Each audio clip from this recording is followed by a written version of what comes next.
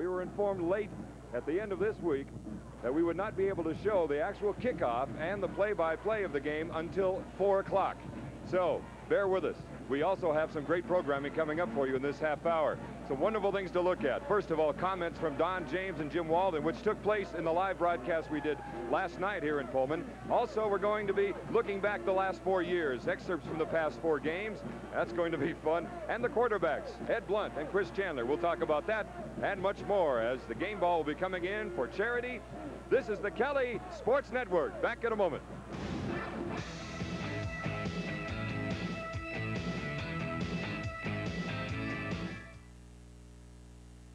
Experience the supernatural.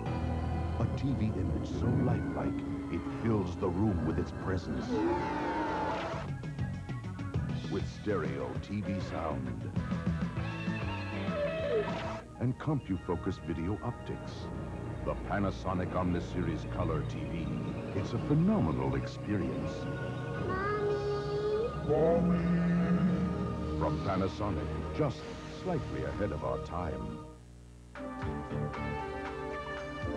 If you could combine the world's best cars into one car, you'd want the best gasoline. Chevron unleaded gasolines with the high-tech Techroline additive. The best at cleaning not just fuel injectors, complete intake systems. Chevron with Techroline. Now you can drive the best, no matter what car you drive. Is one gasoline really the best?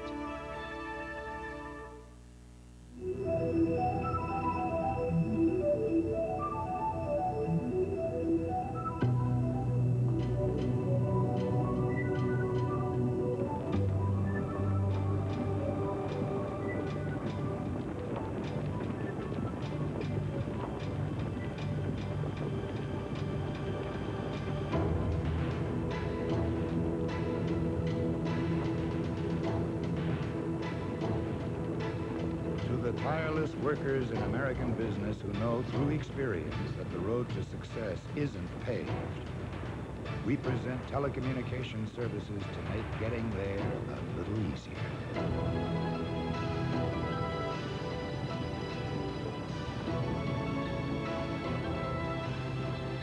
We are U.S. West. Nobody knows the trails better. And again, welcome back to Martin Stadium. I'm Don Poier. We'll have the kickoff for you at 4 o'clock. And as I also said earlier, we did a live broadcast. First time in the history of this series where we had both head coaches on live television throughout the state. Now, we have an excerpt from that broadcast. It was a lot of fun. We did it from Pelican Pete's Restaurant here in Pullman. So here, Jim Walden, Don James, having some fun on a Friday night before the Apple Cup. Let's watch. Let's throw a few questions from the floor now at the coaches. Got one right here.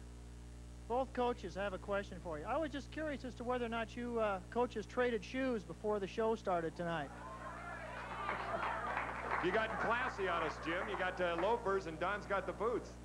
We were in Hong Kong and Seoul 2 summers ago together, and we both had some made, some eelskins.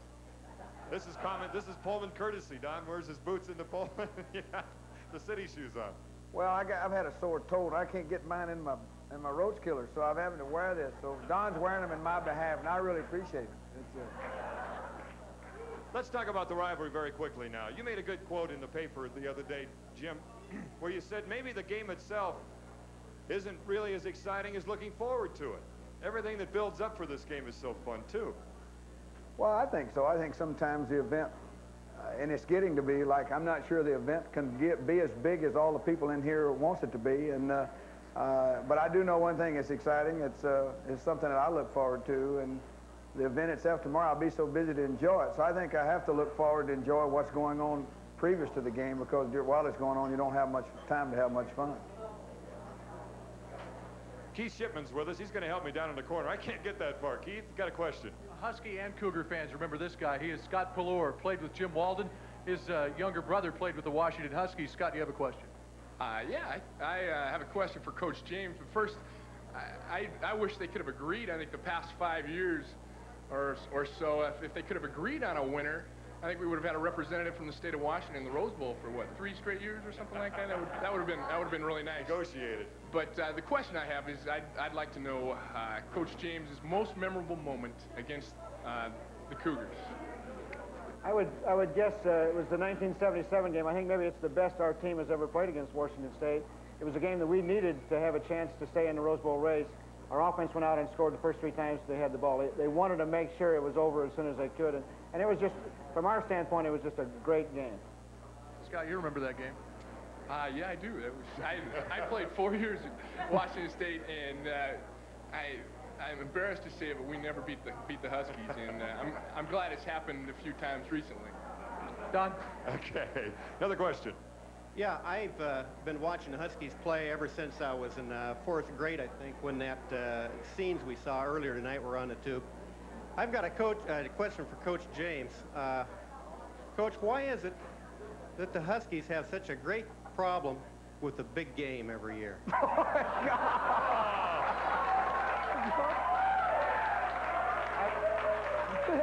I've got an answer for that. I was introduced at a banquet about a year ago as being known as the coach around the country that can't win the little one.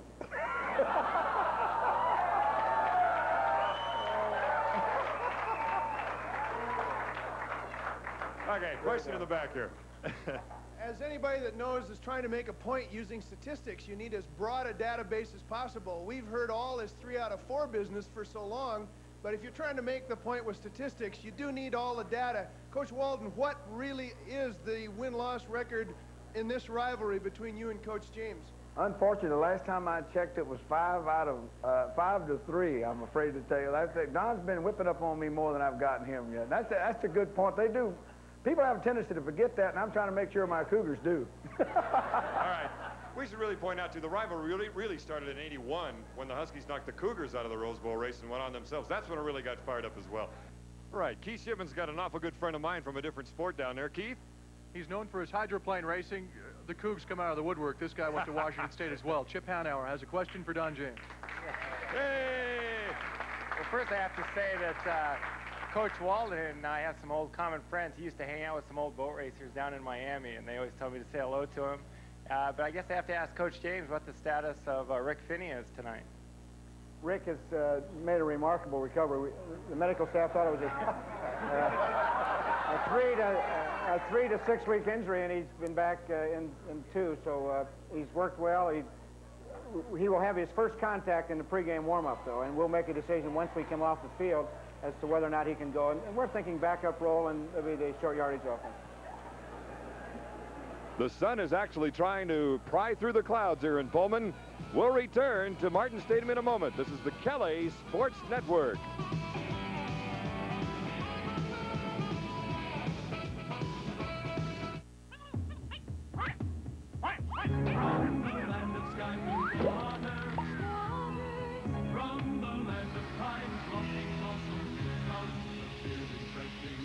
Pour in ice-cold hams and treat yourself to the premium beer from the land of sky blue waters. Great tasting hams.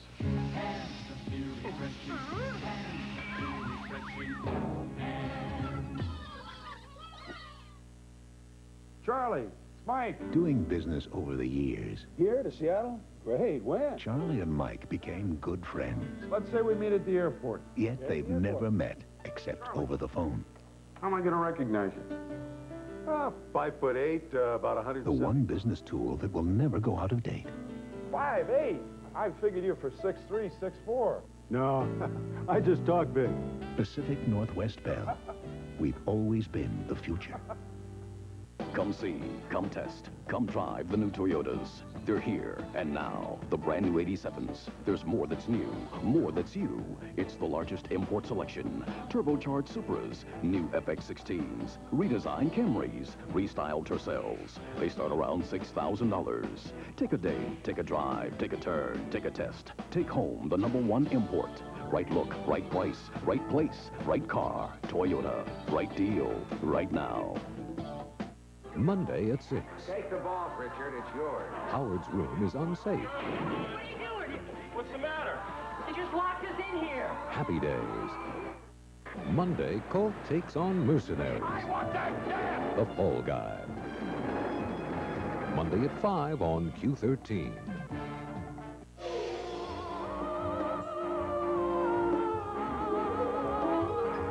Star Trek, coming soon to KCPQ.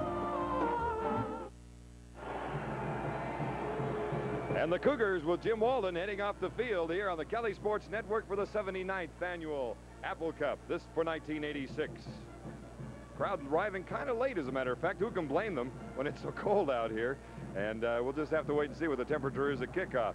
Sam Atkins will be joining me up here in the booth again, as he has all season. Sam, what do you think, first of all, about the weather? I think the weather's going to be an important factor in today's ball game. We had 18 feet of snow last night. We have wind gusts of over 200 miles an hour.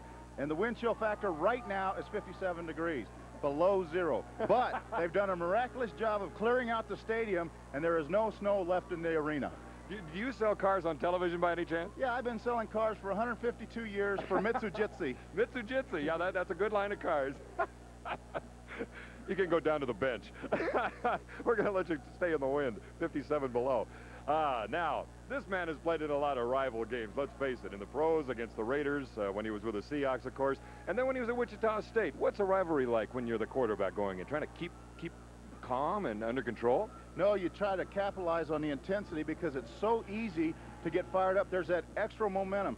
These teams are, you play for the bragging rights. And when we were playing against the Raiders, we beat them 4 times in a row, one stretch.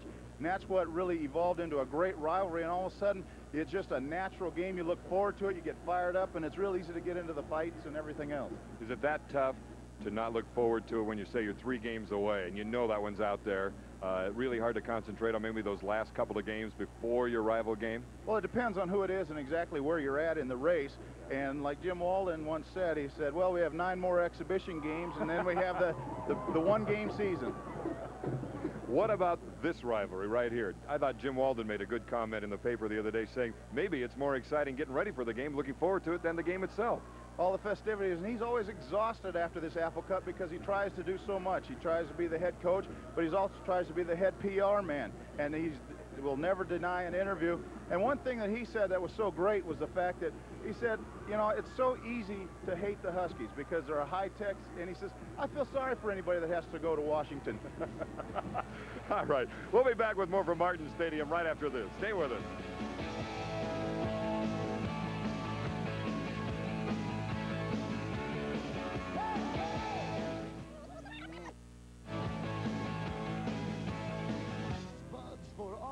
You do. Today, a landscaper. Tomorrow, a college student. Yep. Finally took your advice, Mike. You taught him. Already you're smart. All you knew. They say he's a lot like you. Yeah, you make America work, and this bud's for you. Here's to you, Beechwood Age, for that clean, crisp taste that says Budweiser. To a future architect. And to a brother who made it possible. This bud's for you. Larry Hodge always dreamed about getting to the Super Bowl. Well, when GTE supplied the telecommunication systems for Super Bowl 20, Larry got his chance. In just 30 days, he and his team of installers laid 9 miles of cable, designed and installed dozens of telecommunication systems, and over 1,100 different lines, which explains why Larry's team will make it to the Super Bowl again this year. GTE, quality service from quality people. For all those confrontations with the unpredictable, BMW introduces the 535i. With an amazingly agile suspension, a computer-controlled engine that constantly adjusts to changing driving conditions, and an ingenious anti-lock braking system. The 535i, it lets those who take driving seriously peacefully coexist with those who don't. For a test drive, contact your Puget Sound BMW dealers. If you're on the go, Fred Meyer's got what you want. When you're on the move or taking time out, you'll find the brands that set the pace. When it's time to get rolling, come to Fred Meyer first. We've got things to pump you up or cool you down, things for fun or just fooling around. You'll find what you want to help you get in shape and keep your shape. Your Fred Meyer store has things that are colorful and good for you, for working out and looking your best. For having a ball, we've got it all. You'll find what you need for your active life at Fred Meyer. Back to Martin Stadium, I'm Don Poier. Now, this rivalry really heated up after the 8-game win streak by Washington through 1981. But from 1982 until the present, it has been one of the fiercest and most exciting rivalries in the country. It's that simple. Let's go back. Let's go back to 82, 83, 84, and 85 and look at some exciting football action. Pullman Apple Cup 82, halftime. The Huskies led Washington State 17-7. Washington needed a good second half to return to the Rose Bowl, but it was a typical Jim Walden-Don James contest. And trouble was ahead for Washington. For the first time in years, Paul Scanzi fumbled. The Cougars recovered. With excellent field position, Washington State quickly closed the lead when senior quarterback Clete Casper found Mike Peterson in the back of the end zone. It was cold, but the Cougs were warming up. 17-14, Washington. Still in the third quarter, the Cougar offensive line opened a huge hole for Tim Harris, who pranced into the end zone for the go-ahead score. 21-17, Washington State. Jim Walden and his Cougars could sense the upset ahead of them. 21-20, Cougs late in the game. Chuck Nelson, who had not missed a field goal all season, had a shot at the lead, but this 33-yard attempt was wide. Washington still trailed.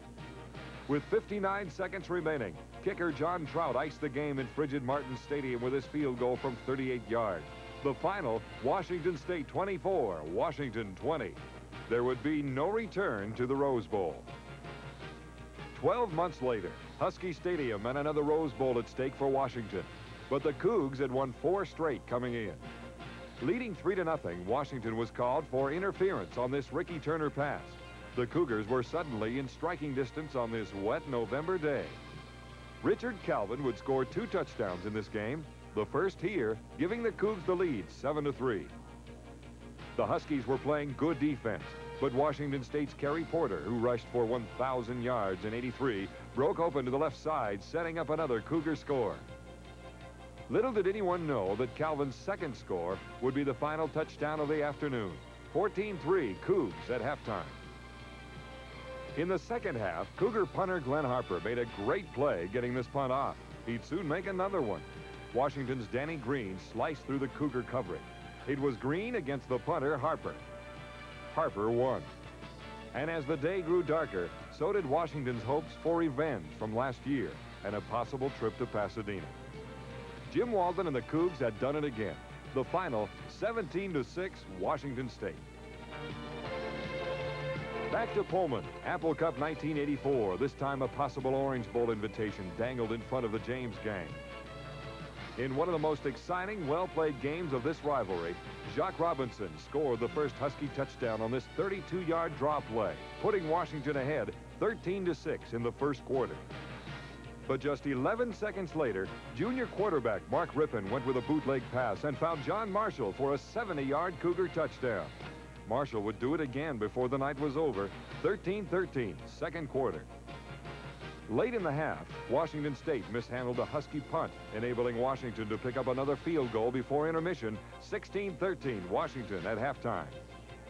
But the Cougs came out strong in the second half. Richard Calvin, who scored twice against the Dogs in '83, scored from 12 yards out, giving the Cougars the lead 20-16. And just 2 minutes later, Rippon found Marshall again, this time to the right. A 38-yard touchdown, extending the Cougs' lead to 10. A personal foul call on the Cougars kept this Husky drive alive. Quarterback Paul Sicaro found David Trimble in the end zone. Washington went for 2 but failed. 26-22 Cougars late in the third quarter. Then came a defensive gem. Ron Milas picked off this Rippon pass to set up Washington's go-ahead touchdown. Jock Robinson ran for 160 yards this day. This 1-yard score was his most important. Washington gained the lead for good in the fourth quarter, 29-26.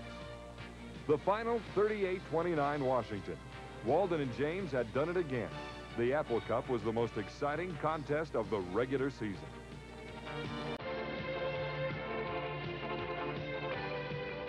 November 1985, back to Husky Stadium. With temperatures hovering near zero, Washington State was the first to warm up. Mark Rippon's 44-yard touchdown pass to Michael James gave the Cougs a 7-0 first quarter lead. In the second quarter, Tony Covington, playing for the injured Rick Finney, gained valuable yardage on the draw, setting up Washington's first points. A Jeff Jaeger field goal, 7-3 WSU. Back came the Cougars' Junior Tatalatasi in his final game for WSU. This was part of a drive that was capped by a 24-yard strike to Kittrick Taylor late in the second quarter, 14-3 Cougars. Alan James provided Washington a takeaway very late in the half with this interception. It eventually led to Jeff Jager's 38-yard field goal, making the halftime score 14-6, Washington State. Washington broke the scoring ice in the second half when Chris Chandler, in his second start, found Mo Hill. Covington scored on the short touchdown run, then was called on this attempt for 2 points, and with a little help from his friends, tied the score at 14. Washington State's Reuben Mays was simply spectacular that afternoon, setting up yet another Cougar score. Again, it was Rippon finding Kittrick Taylor, who popped open when defender Alan James slipped on the frozen field. 21-14, Washington State. Few Husky Cougar fans will forget this 3rd and 4 play by Chandler. Looking to throw, he scrambles, and knowing where the marker was, he... November 1985, back to Husky Stadium. With temperatures hovering near 0, Washington State was the first to warm up. Mark Rippon's 44-yard touchdown pass to Michael James gave the Cougs a 7-0 first quarter lead. 2.5 minutes remaining in the game. Chandler, against a heavy Cougar rush, lobbed one to Mo Hill across the middle, who broke to the sidelines and scampered for the touchdown.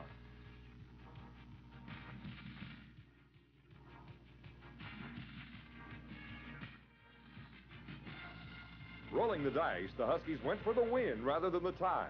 But Chandler's pass attempt was rushed by the Cougar defenders, and the ball fell to the ground well outside the end zone. Washington State takes the victory 21-20. The 79th annual Apple Cup is just minutes away. This is the Kelly Sports Network.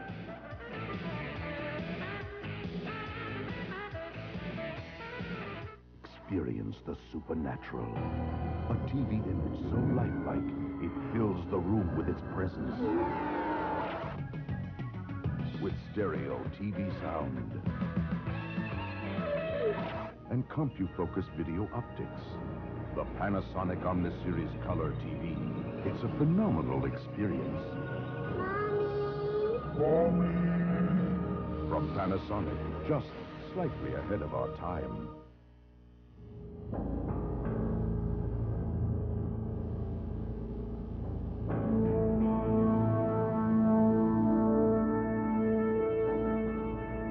To the future of business communications, we bring the heritage of 3 Bell telephone companies who over the last 100 years have pioneered the best telecommunications system in the world.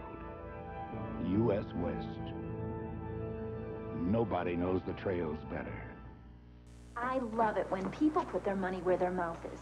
McDonald's has been saying, try our new chicken LT sandwich, now with 4 great sauces, etc., etc.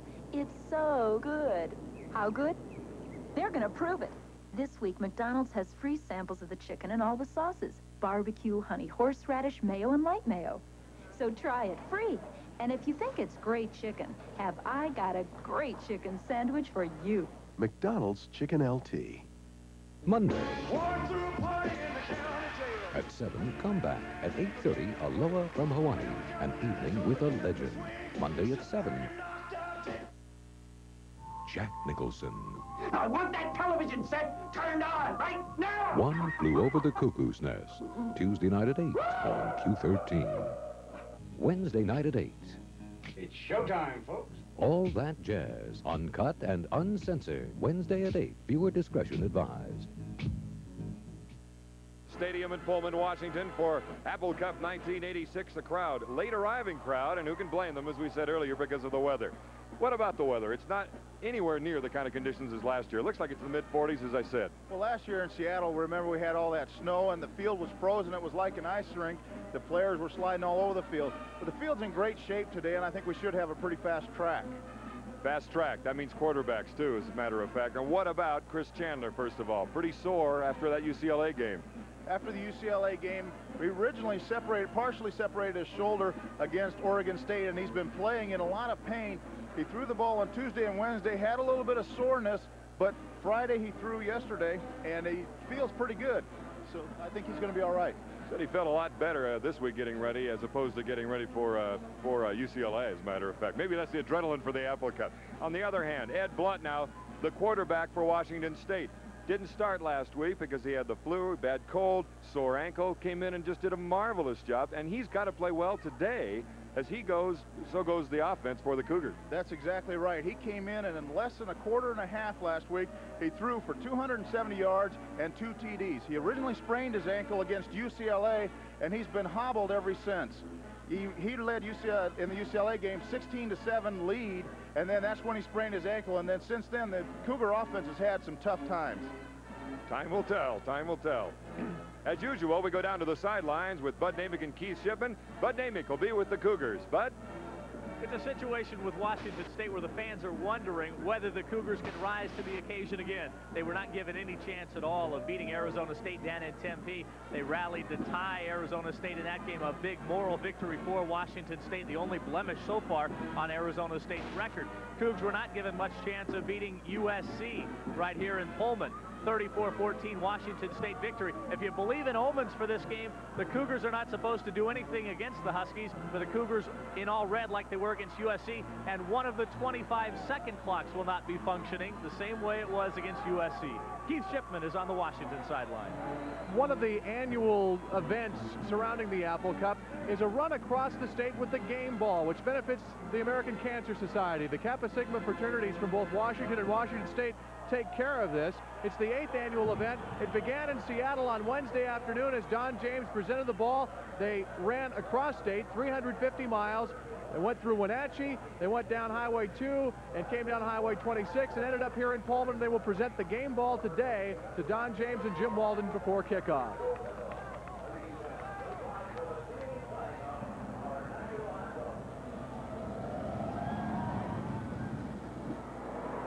And we'll have the kickoff for today's game right after this. This is the Kelly Sports Network. This is Puget Sound Television. These days, a lot of airlines are cutting corners on their meals. This little beauty we like to call banquet on a bun, right, Bob? Banquet on a bun. I like it. Sit down, Bob. Now, with this, you could serve a whole plain loaf for just pennies. I like it. Elastic parsley. You can use it over and over again. I like it. Pygmy chickens. You can get 125 in ordinary shoebox. I like it. At Alaska Airlines, we spend a little more on our meals, and you can taste the difference.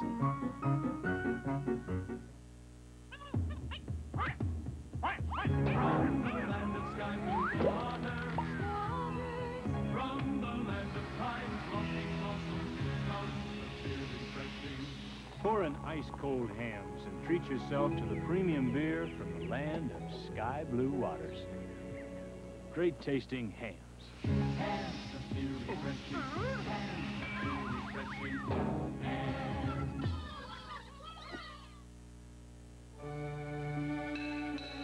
When a sculptor creates his most expressive work, he relies on the chisel.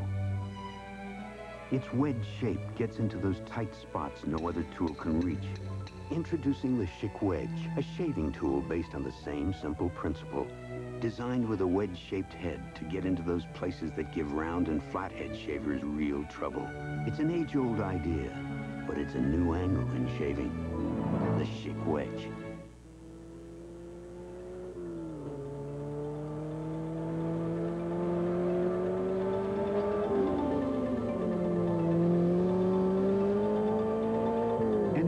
Subscribes to the theory that the shortest distance between 2 points is a straight line has obviously never driven a Porsche. See the new 944S at your authorized Porsche dealer.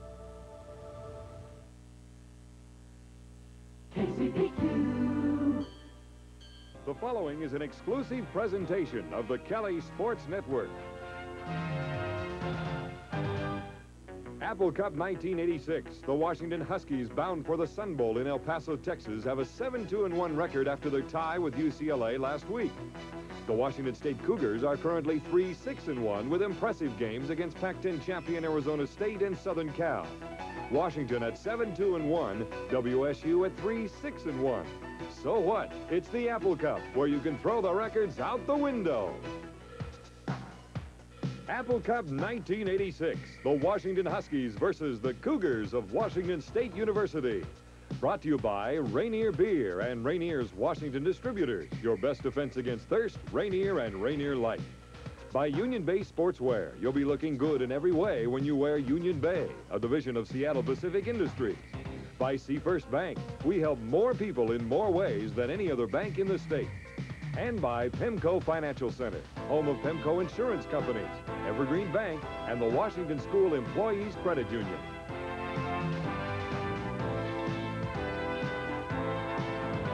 Apple Cup 1986 is here. Both teams have come onto the field. Hello again, everybody. Is head-ranked Washington taking on the Washington State Cougars here in Pullman. We're in the Palouse for the 79th meeting, where Washington still holds the series lead, 49-23. There have been 6 ties, and Jim Walden and his Cougars, well, they can remember games here like 1982 when the Cougars went on to defeat a very highly ranked Husky team coached by Don James.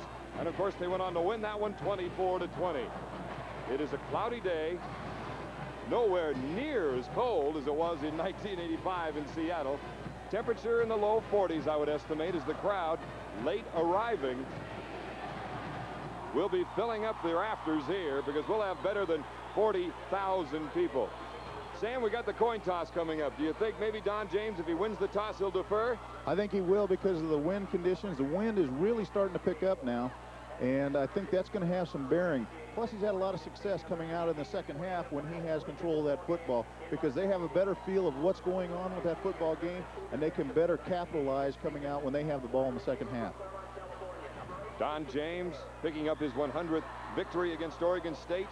His first tie as a head coach at Washington occurring last week as they tied UCLA 17-all. Washington State coming off their loss to Oregon down in Eugene. You see the seniors, Jim Walden. Of course, Jim, record in his 9th year at 44, 51-4. He is 3-5. Check it, against Don James, 3-5 in their series, which has been really quite exciting and a fierce rivalry, Sam, in the past few years. It's a one-game season for Washington State. This is the game they look for year in, year out, because for a lot of time, for a better part of the year, though, they really aren't in the pennant race. Gary Porter, one of the captains for Washington State, number 30. Looks like Washington State has won the toss, and they are deferring, I believe.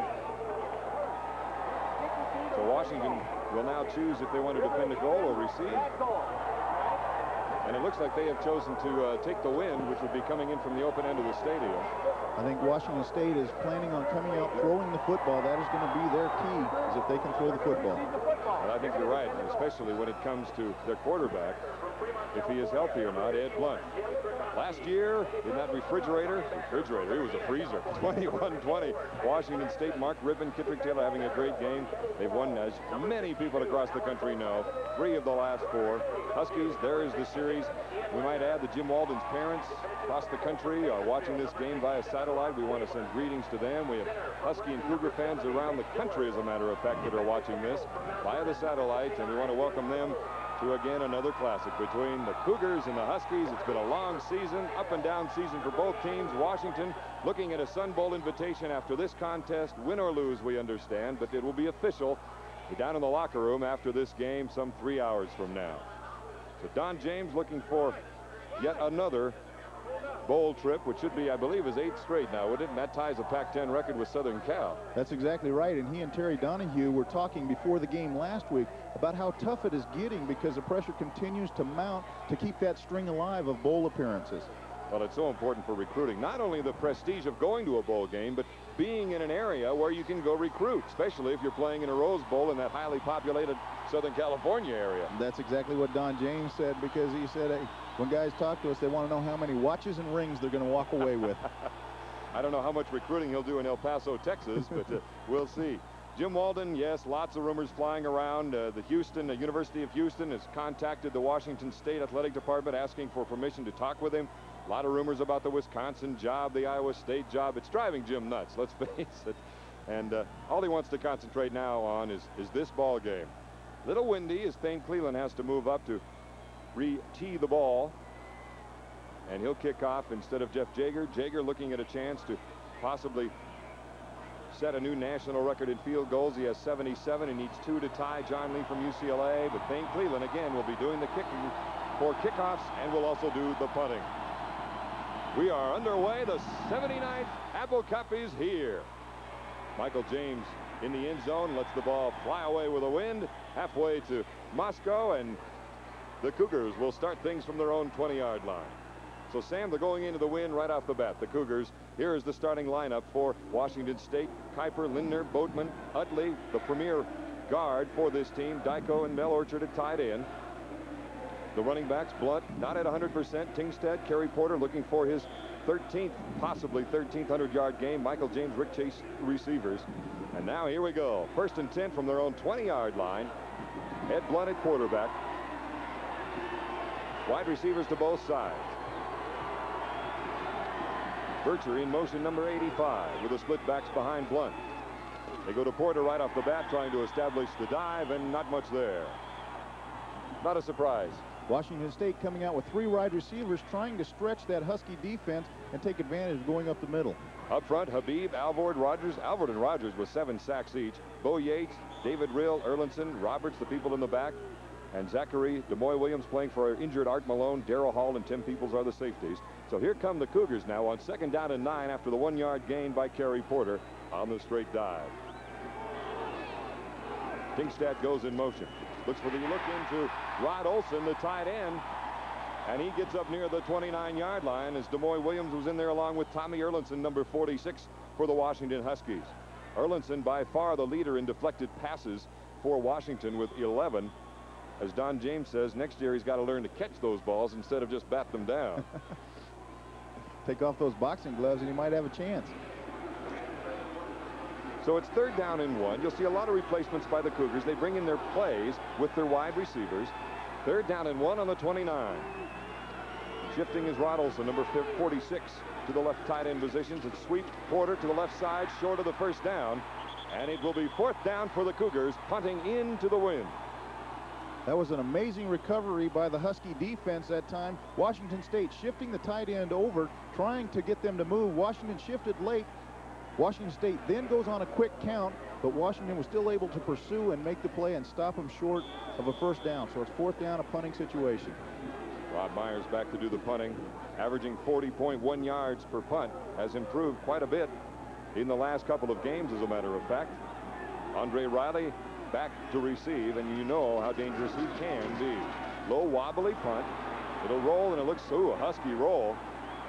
And it stays right on the 45 of Washington.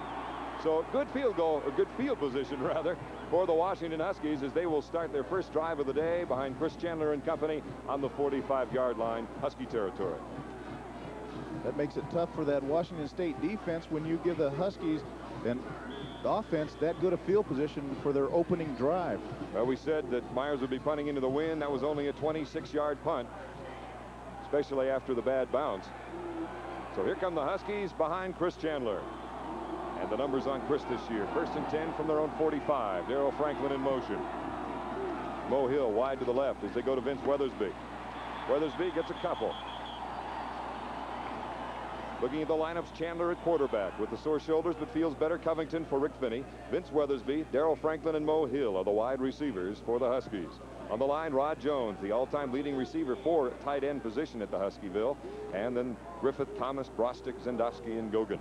Thomas starting for the injured Brent Wiese, who has a pinched nerve. 2nd down and 7 on the 48 for Washington, their first drive of the afternoon. Rod Jones, the tight end, going in motion. Straight dive, looking for Covington, and he is held up, and nice penetration on the part of the Washington State Cougars. Ron Collins making the stop, along with Ivan Cook, who came in very well and grabbed a foot.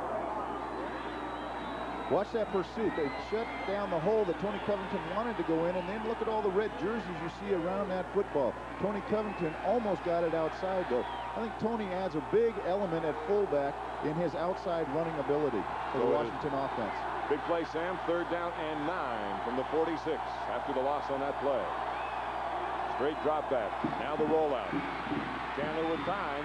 Scott Franklin's going deep to Mo Hill. Too deep. And too long. Mo Hill was tripped up, but it was before the ball was thrown, I believe. So no call. And we'd have to go with the referee on that one. Unbelievable throw. 60 yards in the air with a partially separated shoulder. Chris Chandler running to his left, which makes it even that much more difficult. And he just unloaded that ball. It bounced 2 yards deep in the end zone. So Thane Cleland will drop back for the Huskies after kicking off, averaging a little over 41 yards per punt. His longest in 1986, 63 yards. Standing on his own 33-yard line. High, wobbly punt. Kittrick Taylor back to get it on his own 10. Lets it go and on into the end zone. Got a flag down. We do have a flag down. Flag down. All right, we'll take a break of our own. We'll be right back in just a moment.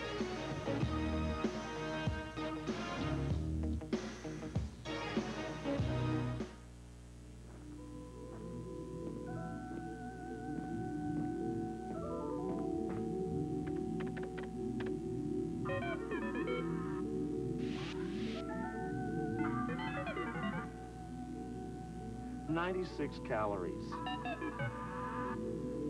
96 calories. Mountain Fresh taste.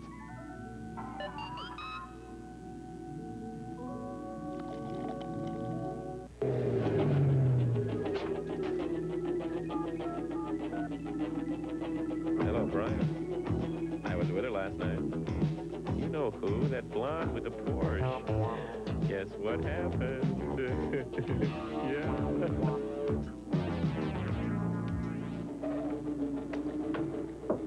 Union Bay Sportswear. You wear it. You don't talk about it. A 53-yard punt by Thane Cleland, plus a clipping penalty on Washington State. So instead of being on the 20, 1st and 10, it'll be 1st and 10 from their own 10-yard line. And that is where Washington State will start things up. Got to set up the chains. Evidently, our first down markers over on the far side, the Washington State side of the field, as you look at Jim Walden with that record of 44, 51, and 4 in his 9th year at Washington State. Had a lot of fun with Don James and Jim Walden on our show last night. It was live across the state. To listen to those two match wits, it was colorful to say the least. Got some Huskies over here, a lot of Huskies. We're now packed. We've got just about every seat taken. As the Cougars now come out 1st and 10 on their own 10-yard line. Second possession, look at this. 3 men shifting to the right side. Look for a lot of misdirection, counter plays by Washington State. This time, though, it's a plain old student body right, and Steve Alvord, the middle guard, is ready for him as he makes the play for Washington, the senior out of Bellingham, who has 9 tackles for losses this year, 7 sacks. He's tied along with Reggie Rogers. Steve Roberts as well with 7 sacks. I think that's one of the keys, though, to the Washington defense is the fact that their defensive line is so active, and they are up there in the top 5, 6 leading tacklers on this team, whereas in most cases it's the secondary people that are involved in the leading tackles. No gain on the play. 2nd down and 10. Still back on their own 10-yard line as you watch Kittrick Taylor. Here's the misdirection we talked about. Blunt looking, heavy rush. Complete, though, to Rod Olson. 1st down out beyond the 20 to the 23-yard line. Good pressure on Blunt. We have a Husky down in the backfield. I think it's Brian Habib who is down. There was some of that misdirection that you had talked about, Don. They faked the toss sweep, and then Ed Blunt coming around the outside. Reggie Rogers really wasn't fooled, though. He maintained his leverage on the outside and forced Ed to pull up and make a very difficult throw. That was a nice play, nice throw on Ed Blunt's part. Brian Habib, just a junior out of Ellensburg. Washington feels with him coming back and a number of other players like Jay Roberts, won't be much drop-off at all in regards to their play next year. Watch Ed Blunt fake that toss. You see them move to the left, and then he comes back. You see Reggie Rogers put the pressure on him, but Ed finds Rod Olson over the middle. Nice completion. That's such a difficult throw. When you're running to your left and having to throw the ball back into the middle of the field, it's hard to get anything on that football. And boy, to get it between those linebackers is something. Dennis Seeley on the right helping Brian Habib come off. So Bob Willig's in for him. And Brian missed all the spring ball last year because of his knee injury. He injured it last year in the last play of the California game. And then he recovered and rehabbed all spring. And let's hope he's all right and can come back today. After the 1st down on the 20, on the reception by Olson. So it's 1st and 10 on the 24 for Washington State. Still has it. The option pitch to Kerry Porter. Big opening. Bo Yates there to make the kill along with Darrell Hall. But not until Porter gets a 1st down. This is the key, Sam. Washington State has to keep their offense on the field. That's right. That's the only way they're going to stop that potent Washington offense. And it was interesting, one of the articles this week in the paper was talking about, for once, Washington has a more explosive offense than Washington State. There you see Kerry Porter catch that pitch on the option and then just head north and south and just lower his head for that first down. Bo Yates, Darrell Hall coming in on the tackle. 1st and 10 for Washington State. Their second first down of the day. This is their second drive of the afternoon here in the first quarter. No score. Straight dive. Kerry Porter gets about 3 as he is up near the 38-yard line of Washington State. Neither team into their opponent's territory yet. This is the second drive, as I said, for the Cougars.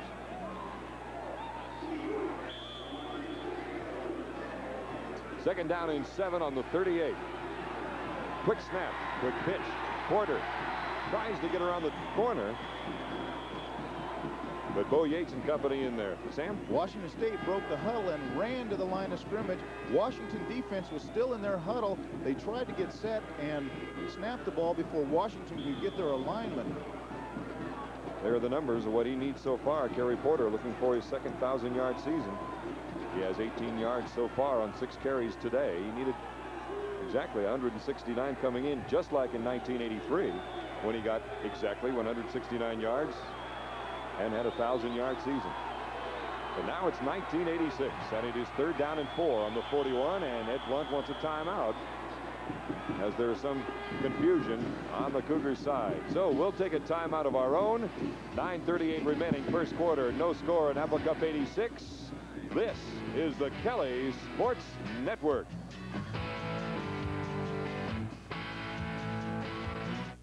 Soaring high on the wings of time, a spray of orchids, a silken grace, 2 hands in welcome,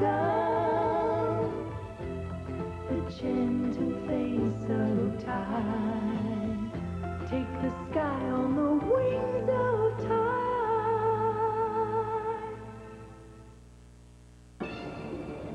A catastrophe in the future. They're under the attack of an orbiting probe. Look! Can only be averted by a journey into Earth's past. What is our condition? I will make a guess. A guess? You, Spock? That's extraordinary. No matter what the risk. That's all I can give you. The crew of the Enterprise is coming home. Star Trek IV, The Voyage Home, rated PG. Starts Wednesday, November 26th at a theater near you. No score here in the first quarter. Washington State with the ball on their second drive. 3rd down and 4 on the 41 after Ed Blunt called a timeout. Michael James in motion. Blunt looking to throw across the middle. He's got James first down. And we have a flag down in the backfield of Washington State after the completion by Ed Blunt. Usually thrown in the holding area. Ed Blunt slapping his hands in disgust. And it is holding on Washington State. Tim Peoples in on the stop, but they'll back it up. And it'll be 3rd and long rather than 3rd and 4, Sam. That's what hurts. Puts them in a tough situation. In order for Washington State to hang in this ball game, they have to play error-free football and count on a little bit of help from the Washington Huskies. 10-yard penalty. Holding, offense, still 3rd down. They need to get up to the 45.5-yard line for a first down, so it's 3rd down and 14 from their own 31. And here come the wide receivers bringing in the play from Jim Walden. Jim 3 and 5 in his series with Don James. Here comes Ed Blunt, his final game as a Washington State Cougar. 3rd down and 14. Bircher in motion. And another timeout. That is now 2 timeouts. Jim Walden is livid on the sideline. And I don't think he's yelling at referees. Cougars are obviously confused on the field about something they see on the defense, Sam. Well, there was confusion, and when you're 3rd and 14, you don't want to take any chances, because this early in the ball game, with them kicking into the wind, last time they had a 26-yard punt, they have to realize they cannot make a mistake right here. So what they're trying to do is Ed wants to make sure everybody's in the right position. They were not in the right formation, so he consequently takes time out. Let's go down to Keith Shipman on the sidelines. Injury update on Brian Habib, the Huskies defensive tackle. He has a sprained left knee. He got that in a chop block, they say, and he may be back in the second half. They're going to wait till halftime to figure out if they will use Habib during the rest of this ball game. Now let's go to the Cougar sideline. Bud Namick. Thank you, Keith. With me is Glenn Harper, former Cougar punter. That's kind of interesting. Glenn is from Edmonton. He's kicking for the Cowboys. Glenn, that's kind of like being from Pullman playing for the Huskies. It certainly is, especially when, you know, a lot of people still remember me up in Edmonton from my high school days and stuff, and I gave them a little thing to remember me by throwing a pass, and that seemed to quiet them down a little bit. All right, Glenn, welcome back to Pullman. Let's head back upstairs to Don and Sam. So following the holding penalty on Washington State, it is 3rd down and 14 from the 31. 2 timeouts eaten up already by the Cougars with 9 minutes remaining in the first quarter. Blunt still has it, and he is all down. Fumble! It looks like it might be Husky ball. Let's see. As Blunt lost control of the ball. Reggie Rogers was in there knocking it loose. Clock has been stopped. The Huskies aren't jumping around, so it doesn't look like they came up with the football. Nevertheless, it's still 4th down, though, for the Cougars, and they have to again punt into the wind, fairly deep in their own territory as Rob Myers comes out to handle the punting chores for the Cougars. No score. Kind of a quiet Apple Cup so far. We're so used to an explosive game, and it hasn't happened so far. That's because the fans in the stands are numb right now. Maybe the players, too. I don't know. There's Myers back to punt. Averaging just over 40 yards. Andre Riley back. Wobbly punt to the right. Flag down as the ball rolls out of bounds near the 44-yard line. And there is a flag after Rob Myers punted the football. And let's see what comes out of the convention of striped shirts there in the middle of the field. Here's the call. Holding on the Huskies. Against Washington. See if it's going to be before or after the kick. Well, it was 4th and 11. That would be a 10-yard penalty. So even if they take the penalty, it would still be 4th and 1, as I understand, depending on where that took place, the infraction, or is it from the line of scrimmage? I believe defensive holding's automatic 1st down. Ah, well, that's why you're the expert. 21-yard punt that time, so that wind is really taking its toll. Yeah, he had a 26-yarder earlier, then a 21-yard punt, and right now Rob Myers, a freshman out of La Cañada, California, is wondering if he'll have to punt again. And they'll mark it off 10 yards. It's now up to the 44-yard line. Holding defense, still 4th down. Okay, so they still have to punt. So Myers, his 3rd punt. Andre Riley is back again. Any tomfoolery, you think, Sam? I don't think so.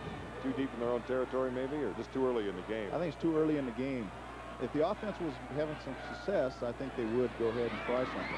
Andre Riley in the top 20 punt returners in the country. He's calling a fair catch on his own 21-yard line. So that's where the Huskies will have their second offensive drive from their own 21. And we've got 8:21 remaining. Ed Blunt talking with the coaches upstairs. He ate up 2 timeouts. That's going to be critical. It's like foul shots in basketball. When you get too many team fouls early in the first half or second half, you never know when you might have to go to the well for that timeout. But now they have but 1 remaining before intermission. Fortunately for Washington State, they worked on their 2-minute drill with no timeout, so maybe that's what Ed's thinking. Good punt by Myers, 39 yards with a good roll. First and 10, Franklin in motion. They give to Vince Weathersby. He gets a good first down play out near the 26-yard line to about the 28. Brian Ford was the tackler. Marvin Adams, Rob Cleveland, Tim Downing, and Chris Hiller, the front men for the Washington State Cougars. Metcalf, Brian Ford, who doubles in total tackles anybody else on the team. And the linebacker, Reynolds, Collins, Thomason, and Chappelle are the people in the secondary. So it's 2nd down and 5. That's exactly what Don James likes. It's about 4 to 5 yards on first down. Ron Jones, tight end right. 2nd and 5. Looks over the middle, not there. Swing pass to lay it off. Covington cuts in against the pursuit and didn't get a whole lot. He needed 5 for the first down. Brian Ford in there along with Maury Metcalf for the Cougars on the stop. Brian Ford is some kind of athlete.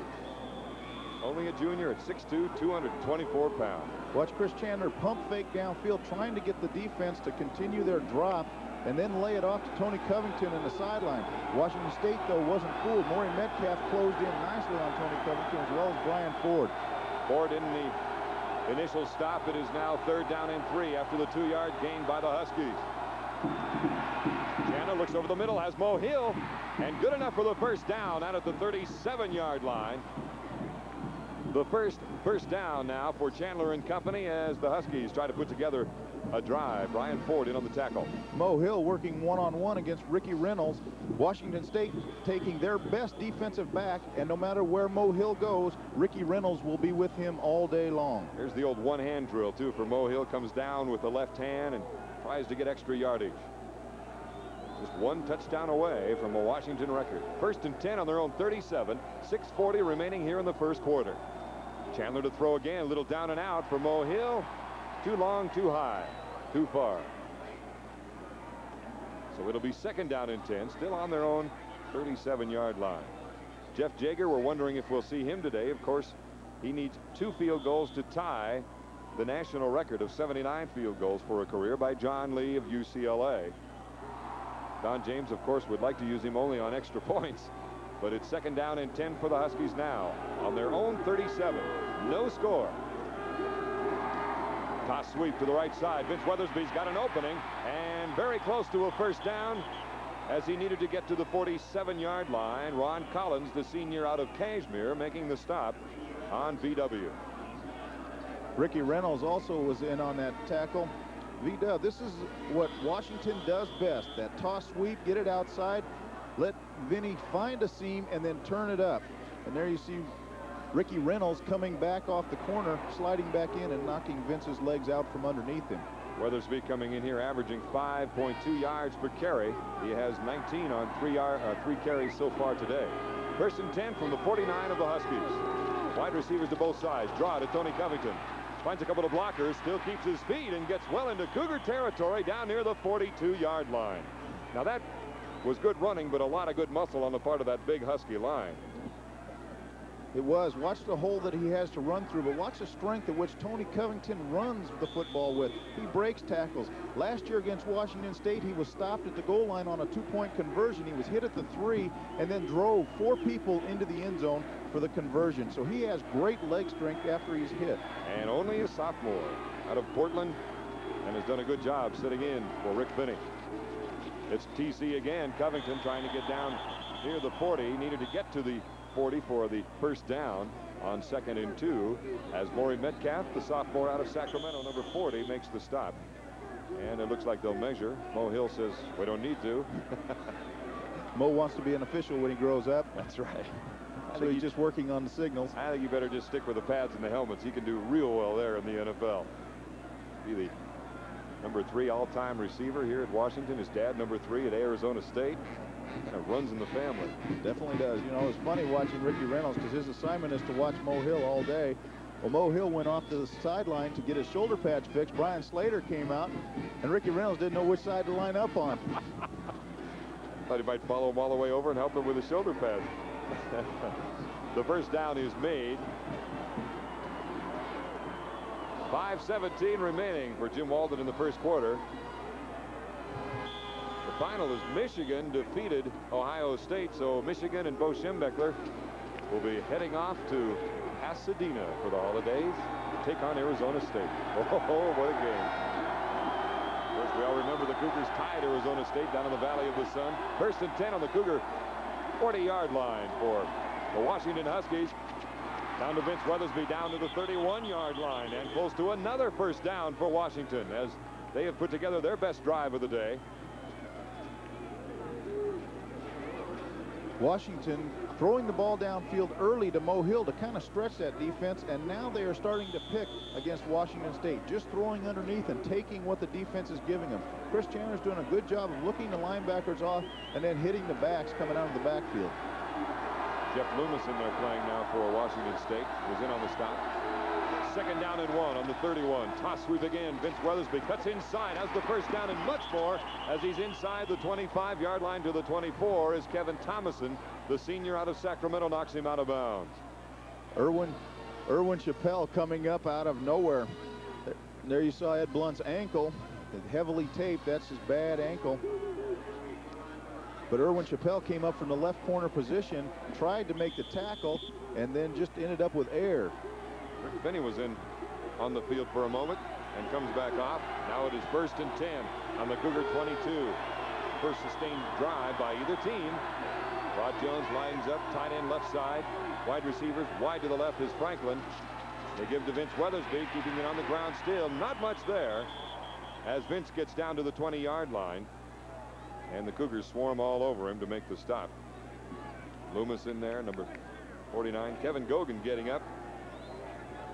Tim Rosenbaum from Pullman. He started last week against Oregon. Maybe there's something wrong with Ed Blunt. He may still have the bad ankle or the sickness or whatever. Tim is warming up. I think Tim might be just warming up, though, to keep warm. Yeah, we'll see. I may call your bluff on that one. 2nd down and 8 for the Huskies. 7-2 in record. 7-2-1 record coming in. Taking the draw, looking across the middle. Bill Franklin, no! As Irwin Chappelle was defending along with Kevin Thomason. A little bit behind him, Sam. It was just a little bit behind. Almost a great catch, though, by Darrell. Kevin Thomason was just a little bit slow reacting. He saw that post coming, but Chris did a nice job. One thing that you can tell about Chris gaining so much experience is he looks the defense off. The free safety looks at the quarterback, looks where he's looking, and then they go in that direction. Well, that time Chris was looking to the right, and then the last minute turned back to the left to pick up Darrell on the post pattern, and that's why Kevin was late reacting to it. Big play. 3rd down and 8. Rod Jones again shifts to the left side. Franklin wide to the left, Hill to the right. Again, he'll throw. Looks deep across the middle. He's got Mo Hill down at the 5, and now it's a foot race. Now Ricky Reynolds brings him down on the 5-yard line, but it's another 1st down for the Washington Huskies. They almost broke the record there. He had a step, but Ricky Reynolds tied up his ankles. Chris Chandler. This play is attributed to the offensive line. Look at that great protection that they give Chris Chandler. He just stands in there confident, finds Mo Hill on the square end, and then Ricky Reynolds just ties up Mo's legs and not allow him to run into the end zone for a score. Chandler now 4 for 7 in passing, 35 yards for the day. Ooh, took a pretty good hit by Rob Cleveland. So now it's 1st and goal from the 5-yard line for the Huskies. The full house tee. Rick Finney in there. Has the ball? No, they fake it. They give it to, it was either Aaron Jenkins or Tony Covington. 29 or 39. Looks like it was TC. Covington, number 39, as Ron Collins makes the stop along with Ricky Reynolds of the Cougars.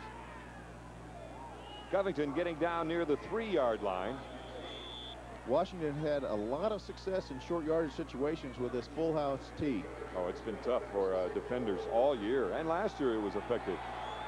Finney again in on this play on 2nd and goal from the 3.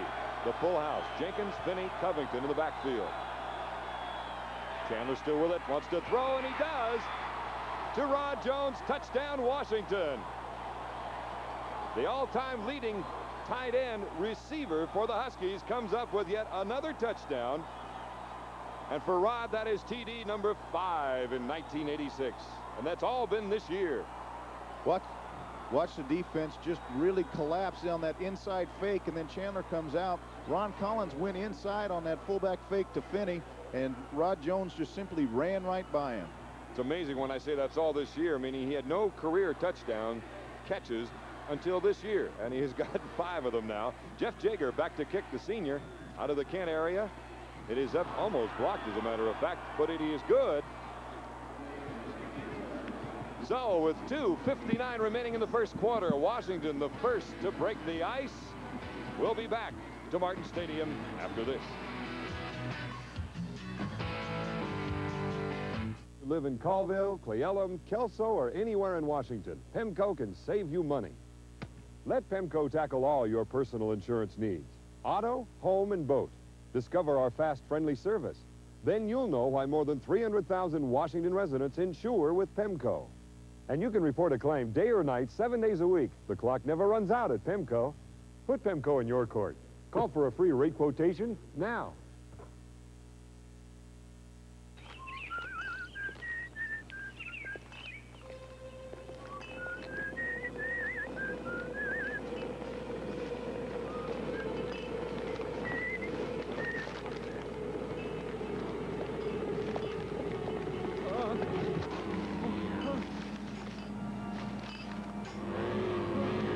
Don't be caught fresh out. Stock up on Mountain Fresh Rainier now. A 3-yard pass from Chandler to Rod Jones is the difference so far, as Washington is leading now 7-0. Here it is again, Sam. You see Rick Finney draw that defense inside, and you see how wide open Ron Jones is. 78-yard drive for the Washington Huskies. Scoreboard wrong earlier. It is Washington 7-0. 2:59 remaining. Here's the kick, and Michael James back to receive on the goal line. Up to the 10. And a lot of Huskies waiting for him right there on the 12. And again, the Cougars are back deep in their own territory as Keelan Matthews makes the stop, the sophomore out of yet another one from Sacramento for the Washington Huskies. 78-yard drive. Eating up 5 minutes and 22 seconds, and that's exactly what Don James wants, is to keep Jim Walden's offense off the field. 13-yard return by James. So 1st and 10 on their own 13-yard line. Ed Blunt still at quarterback as Michael James out of Tacoma goes in motion. They look to Porter. And had the Huskies not stayed home on that play, he would have gone a long ways, Sam. Reggie Rogers maintaining. See, the one thing that the Washington defense wants to do is stay outside and maintain his leverage. There you see the scoring drive, 14 plays, 7 passes, 7 runs, 78 yards, 5 minutes and 22 seconds. That is ball possession. 2nd down and 7 now after the 3-yard gain on the dive by Porter. Ball on the 16. We saw Tim Rosenbach warm up earlier, but it's Ed Blunt at quarterback, the senior out of Pasadena. Kittrick Taylor goes in motion from a backfield position. He looks for Taylor, got him at the 20, up to the 25, and Tim Peoples gets him there along with Tommy Erlandson at about the 27-yard line.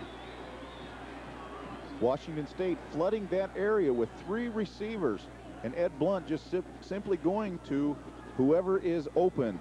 They have 2 defenders on that side, and the tight end Rod Olson ran a seam to take the secondary with him, and then Ed just simply threw it to Kittrick Taylor. Blunt now 3 for 3, 33 yards. 1st and 10 on the 28 after the play to Kittrick Taylor. James goes in motion. Blunt looking to throw again. He looks across the middle. He's got his tight end, Rod Olson, wide open the 50-yard line as DeMoy Williams delivers quite a blow, but not until after the big play. Blunt to Olson to midfield. And Victor Wood was streaking down the sideline. He got Tim Peoples' attention, which moved Tim Peoples out of the middle of the field so that Rod Olson was wide open. There you see David Rill giving chase to the tight end, and DeMoy Williams coming over and throwing a great shot, a 22-yard completion. Brian Habib coming off the field, so he was out there on the last play. Looks like he'll be all right. 1st and 10 right at midfield. Rick Chase, another receiver, going wide to the right. The draw to Kerry Porter gets maybe 4 yards as the Huskies stop him there. Erlandson in there along with Steve Roberts and the rest of the people up front. 1:13 remaining in the 1st quarter. Washington leading 7-0 in the 79th Apple Cup. Apple Cup 86. The heaters are running. The Huskies, they're not dumb. They're going to keep those babies pumped up all afternoon. Brian Slater's not dumb either. He knows where to stand if he's not playing. Wide receivers, Larry Jackson, Brian Slater. 2nd down and 6. Blunt still with it. Pitches. Big lane for Porter. 1st down, Washington State. As they get inside the 40-yard line. David Rill, the inside linebacker, making the stop. #1 tackler for the Huskies in 1986. Again, a tremendous running seam as soon as Kerry Porter gets that football. Look, there is not anyone around, and he just simply turns it up the field. Jim Sweeney used to say, get perpendicular when you get out there and you got a lane. Porter, 9 carries, 34 yards. He had 116 yards last week after getting only 39 yards in the 1st half against Oregon. 1st and 10 now on the Husky 38.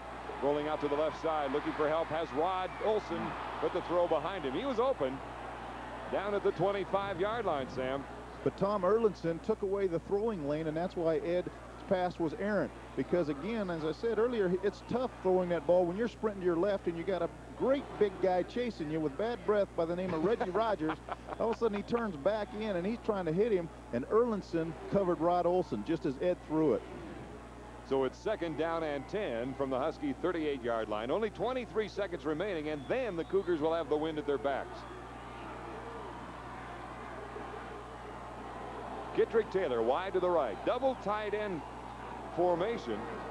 And they lay it off to Olson. That is working for them down inside the 30. Very close to another Cougar first down. And Olson is slow getting up. Tony Zachary in on the stop.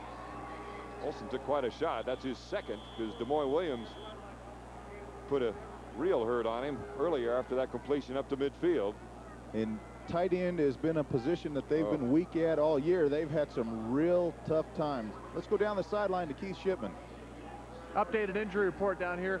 Darryl Franklin, Husky wide receiver, sprained a joint in his right hand when he reached back to try to catch that pass that was thrown behind him in the end zone. He's going to have a sore right hand the rest of the day. He'll be icing it. Can barely move it right now. And also Will Rideout has a little stinger in his neck. That's going away, but that is something to look for when you think of special teams for Washington. Can you imagine icing your hand right now? Sit in front of that hot blower down there and then put ice in your home. Yeah, that would be painful. Let's take a look and see how Olson got hurt.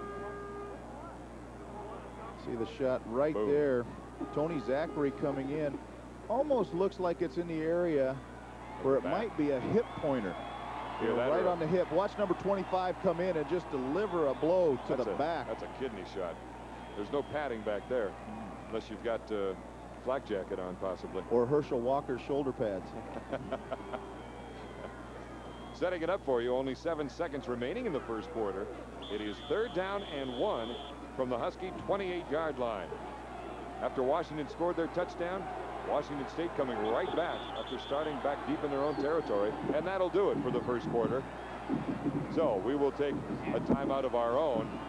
1 touchdown in the first quarter here in the Palouse. Washington leading by the score of 7-0. This is the Kelly Sports Network.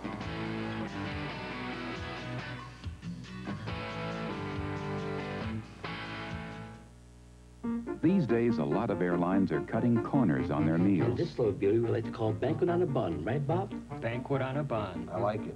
Sit down, Bob. Now with this, you could serve a whole plain loaf for just pennies. I like it. Elastic parsley. You can use it over and over again. I like it. Pygmy chickens. You can get 125 in an ordinary shoebox. I like it. At Alaska Airlines, we spend a little more on our meals, and you can taste the difference. Get up, get up, get on your way. It's a great Bond Super Sale day. The Bond Super Sale. What a great way to spend the day. Our Super Sale brings your family the finest values, the best prices, and the most choices in fashion apparel and home furnishings. All at store-wide savings from 20 to 60%. The Super Sale. It's on right now at the Bond, where the choices are. Get up, get up, get on your way. It's a Super The Bond now accepts MasterCard and Visa. Apple Cup 86 is brought to you in part by GTE and by Alaska Airlines.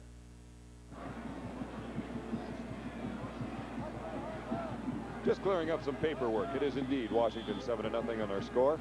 This drive by Washington State, though, after that touchdown by the Huskies, started back on their own 13-yard line, and now it is 3rd down and 1 on the Husky 28. Bircher wide to the right. Here comes Rick Chase in motion. 2 tight ends. They got the draw to Kerry Porter. He's got the first down as he is to the 25-yard line. Tommy Erlandson wrapping up the legs along with David Rill, the 2 inside linebackers. So it's first down for the Cougars, and they're putting together a sustained drive. Watch the draw play. Kerry Porter just lowers his head. David Rill fills that hole. Both the inside linebackers, they do such a good job of scraping and running to the football, and that's why there's the number 1, number 2 leading tacklers on this team. That's the first 3rd down conversion by the Cougars today. Again, 2 tight ends, 1 setback. Wide receivers to the right. Cotton Sears comes in motion. Blunt wants to throw. Looks across, flag down as he throws complete. No, knocked loose by Tony Zachary as he was looking for Michael James out of Tacoma. But let's see what the flag's all about. David Rill says it's a hold. A little holding right there. There you see Ed Blunt. Looked like Steve Alvord was the one who was being held. Michael James coming up, but his hands just crossed. When he went up in the air, he got hit just before the ball got there, and he was not able to hang on. But it was would have been all for naught anyway. Yeah, all for naught. Holding, offense, still first down. First down and 20, as a matter of fact. The ball back on the 35-yard line. Might have been Steve Roberts who was 94 in there. Well, nevertheless, let's move on. We're in the second quarter. 7-0 Washington, scoring on their second series. Cougars with 1 timeout remaining in the first half after taking 2 quick ones early in the first stanza. Blunt wants to throw.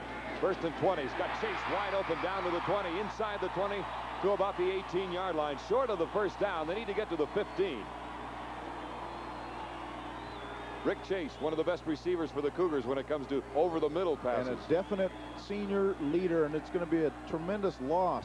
There you see he's just running a simple turn in, and you saw Bo Yates continue to run out with Kit Taylor in motion, which created that huge hole for Ed Blunt to get the ball in the hole. Rick Chase playing in his final game for the Cougars. Looks like he might have banged up the arm a little bit. Real tough receiver, not afraid to go over the middle and catch the tough one. 2nd and 4. Quick pass, Rod Olson. First down, Washington State, as he is inside the 10-yard line. What a day he is having. I believe that's his 6th reception today, as Tim Peoples makes the stop. Reception number 5 for the tight end. Tony Zachary in there. He comes out uncovered, and David Rill just can't get over there and forces Tim Peoples to make that play. But what happens is, because Steve Roberts is over the tight end and he is their rush end, there is nobody jamming him off of that line of scrimmage, so he has a free release. And Ed Blunt is just taking 1 step back and popping the ball to the tight end. Rod Olson, 5 receptions, 65 yards. It is 1st and goal from the 7. Blunt with a misdirection gives right back to Kerry Porter, but the Huskies stay home, and we've got a flag down right on the line of scrimmage. We might have a little bit of motion just before the snap. Might have been the right side of the offensive line. Tommy Erlinson saying it's on Washington State, so does the referee. So he complies with Mr. Erlinson's decision. Let's see how far they walk it up. This is the one thing the Washington State coaches were scared to death of, was them beating themselves. They said, we have to play error-free football. And several times today they have stopped themselves or had to overcome penalties that have set them back. As a matter of fact, 4 penalties on Washington State. Motion offense, still first down. 4 penalties, 35 yards, but Rod Olson is having some kind of a game, averaging 13 yards, no touchdowns yet anyway. He's a redshirt freshman out of Walnut Creek, California, 6'3", 220-pounder. There's the story for penalties. It is 1st and goal from the 12. Patrick Taylor goes in motion. Needs 1 more touchdown to tie Hugh Campbell's record for single season. Ball knocked away that time by Tommy Erlinson. That is pass deflection number 12 for the 86 season. In good position. It's one you'd like to see him catch, though, in the end zone and put it out on the 20. It went through so many hands, though, that it's really tough. There you see David Rill get a hand on it, knock it away. Tommy Erlinson. Then it goes past Rod Olson and past Tim Peoples. So it really went through. Kittrick Taylor, interesting thing to note, Kittrick Taylor went in motion, and then he was signaling to the coaches. Bo Yates picked him up. He says, I'm one-on-one with the linebacker. So let's see what happens if he comes in motion. It's like discovering a man-to-man defense in basketball. Send somebody through and see who follows you. The shift defensively by the Huskies. Blunt has the pitch. Keeps inside the 5-yard line, down near the 3-yard line for the Cougars on the 3rd down play. So it's 3rd and goal from the 3. They cannot get a first down. DeMoy Williams on the stop with Erlinson. Watch Ed at the last minute. Think about pitching it. You see the seam that he tries to take. Excellent job by DeMoy Williams maintaining his leverage and not allowing Ed to pitch that ball. Because if he's able to pitch it to number 11, Ed Tingstad, who's trailing, then it's 6 points for Washington State. 3rd down and goal. Taylor in motion. The pitch. Tingstad, touchdown Washington State.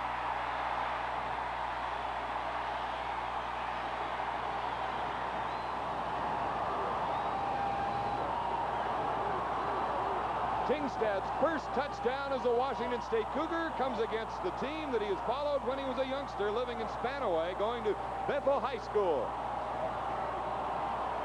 Watch Ed just simply outrun DeMoy Williams again. DeMoy got sucked in that time, didn't maintain the leverage, and that time Ed Tingstad was able to just get inside that last cone and for the touchdown. Sam, an 87-yard drive, though, very impressive. More than that if you include the penalties that they had to overcome. Kevin Adams with the extra point. It is up and good, and we're tied here in the Palouse in Apple Cup 86. 12 minutes, 14 seconds remaining before intermission. Kevin Adams ties it up with a PAT. We're tied at 7.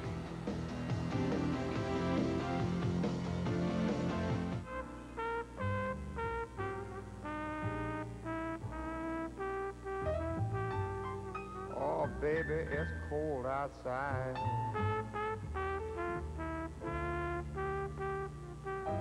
Baby, it's cold outside. When summer turns to fall, turn to Union Bay Sportswear. Because, baby, it's cold outside. Husky fans, whether you live in Westport, Wenatchee, Walla Walla, or anywhere in Washington, Pemco can save you money. Let Pemco tackle all your personal insurance needs, auto, home, and boat. Discover our fast, friendly service. Then you'll know why over 300,000 Washington residents insure with Pemco. And you can report a claim day or night, 7 days a week. The clock never runs out at Pemco. Put Pemco in your court. Call for a free rate quotation now.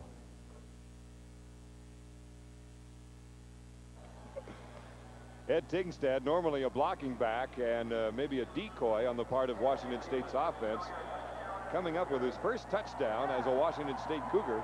His longest run so far has been 24 yards this year, but he comes through and does the job.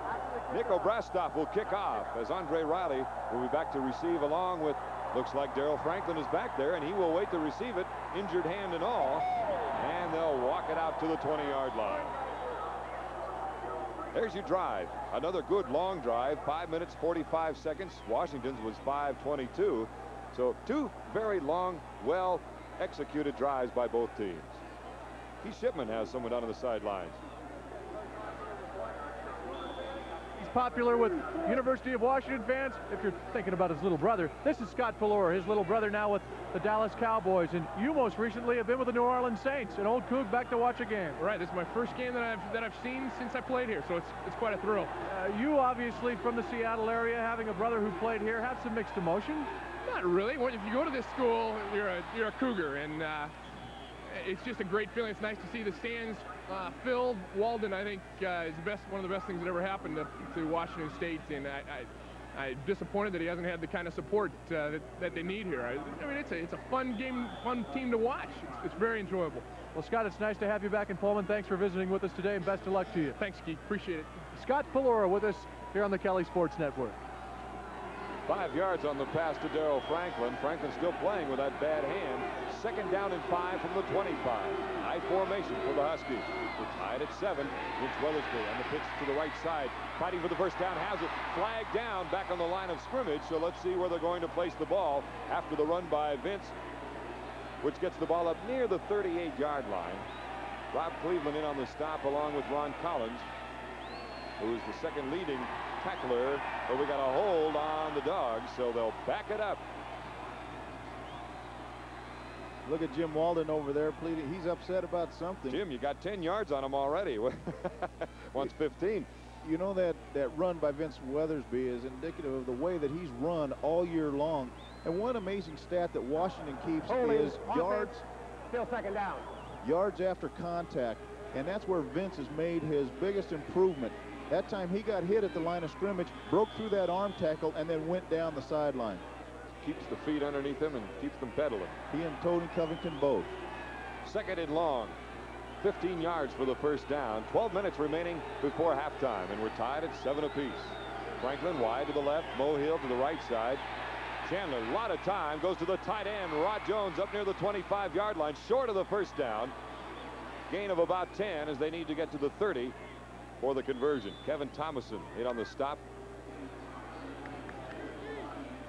This is a real good call on 2nd and long because you don't have to get it all back in one play. They just go intermediate, and now they're in 3rd and 5 situation. They have a lot better chance to be able to make a first down.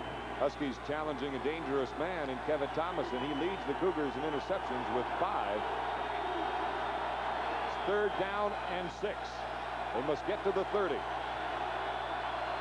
High formation. Franklin again wide to the right. Mohill to the left.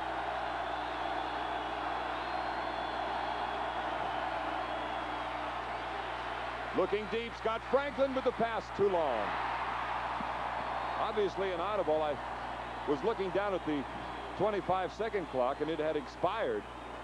Chris Chandler was audibling because he saw he had man coverage because he looked out at Sean Landrum. Sean Landrum had his right foot forward, which means he's in man coverage. He's playing inside out, so that means he's one-on-one Kevin Thomason can't help. When they're trying to take away that inside, that's why Chris went to it. So if Landrum has his right foot forward and is going to check the outside, why doesn't the coach say, don't do that? That's right. That's a dead giveaway. Kittrick Taylor, ranked in the top 20 along with Andre Riley in punt returning this year, has always been a dangerous man. Punt into the wind. Taylor takes it on his 40.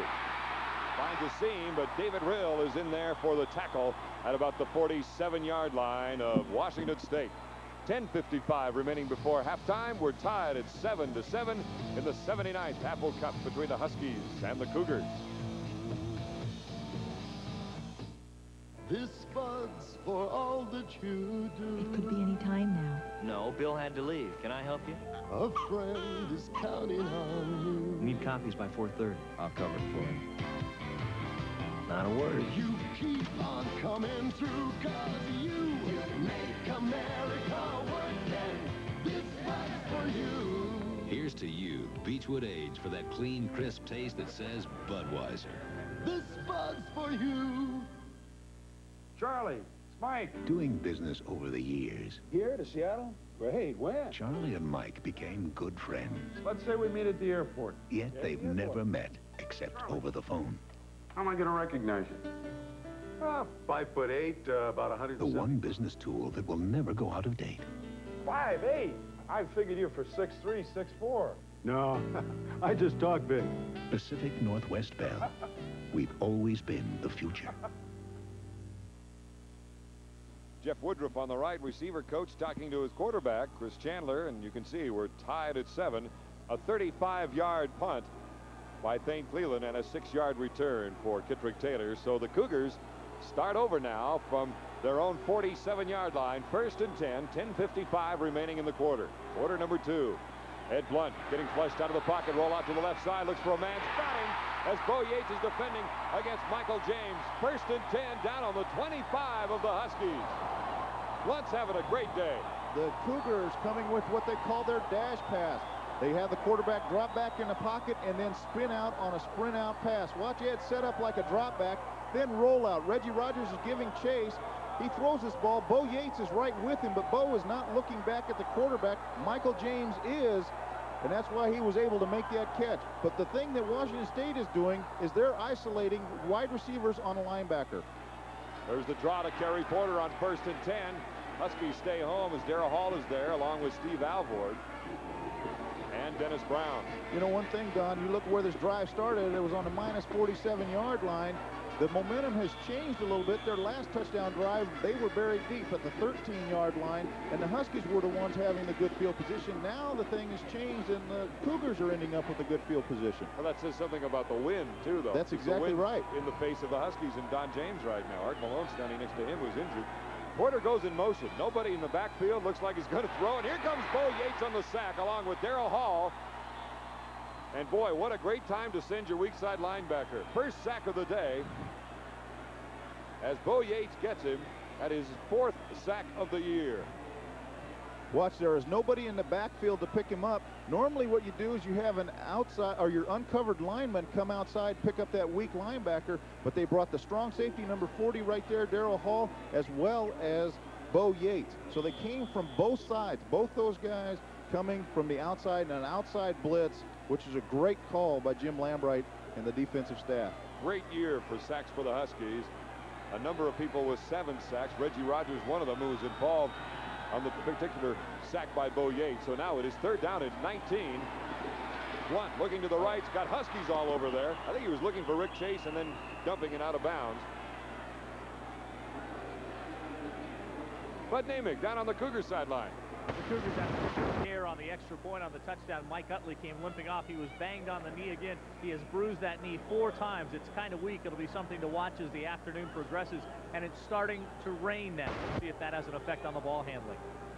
We'd also like to pass along our best to Mike Utley's family. His grandfather passed away. His father comes over from the Seattle area for every Cougar home game. He's unable to be here because he has to be in Iowa for the funeral. So we pass along our very best to the Utley family. And our condolences. 4th down and 19. Adams goes for the 50-yard field goal. It is good.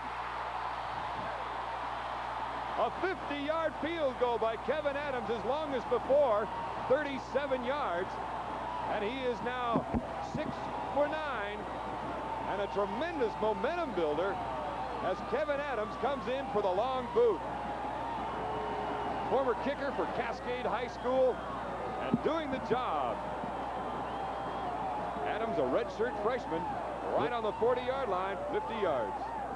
And that's the advantage of the wind right there, because in warm-ups for the game, the Cougars were on that end of the field. Nico Brastoff, Kevin Adams were kicking the ball 60 yards. They were kicking 60-yard field goals because that wind is so strong at their back.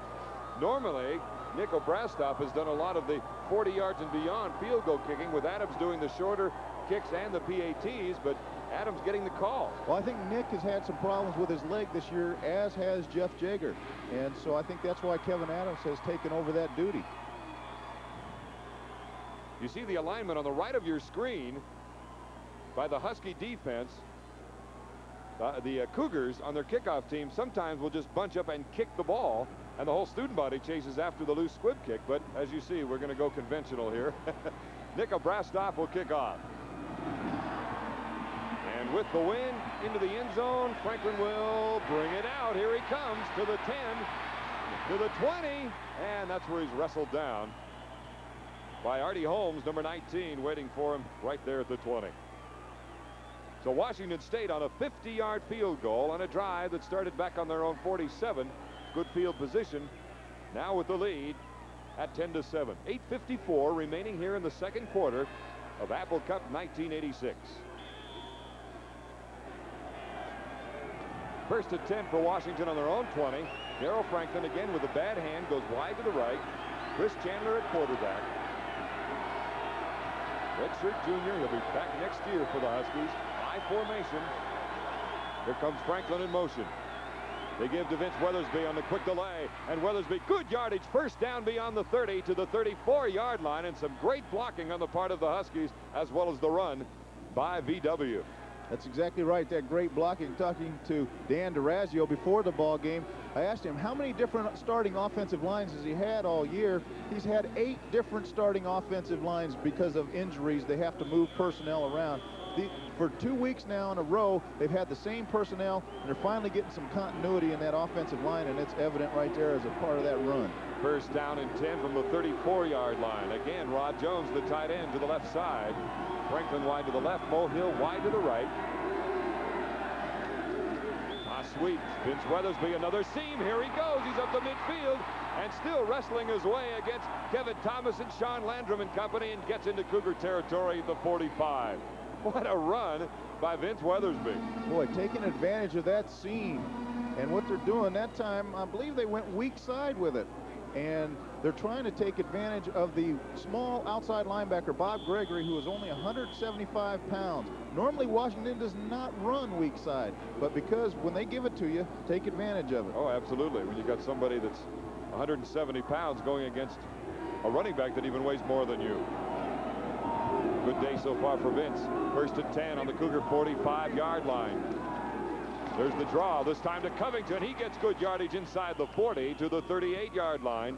Maury Metcalf coming over for the stop for the Cougars. He's the number 9 leading tackler for Washington State. Rick McLeod's in now for Clay Griffith, and Rick that time set, showing pass, and then shot upfield and had a great lead block on the linebacker. Rick McLeod having to wear the, we call it the windshield, which is mounted in his face mask because of that eye injury against Stanford. Jeff Jaeger warming up. Needs 2 field goals to tie John Lee out of UCLA for the career mark with 79. Second down and 3 for Washington State. Both Mo Hill and Franklin wide to the right. Again, the student body toss sweep to Vince Weathersby. Fights his way, but not much there. Brian Ford and company laying some real hurt on Vince Weathersby that time. Boy, gang tackling, trying to run that toss sweep into the short side of the field. Brian Ford, Maury Metcalf turning the play back in. Great job by them. There's Maury Metcalf coming on the outside, and Sean Landrum. And then watch Brian Ford just hit him and just make sure that he does not go anywhere. 66 yards now for Vince Weathersby, and they look at third down and 2 after this play by Metcalf, Landrum, Ford, and company. Ford coming into the 40. Third down and 2.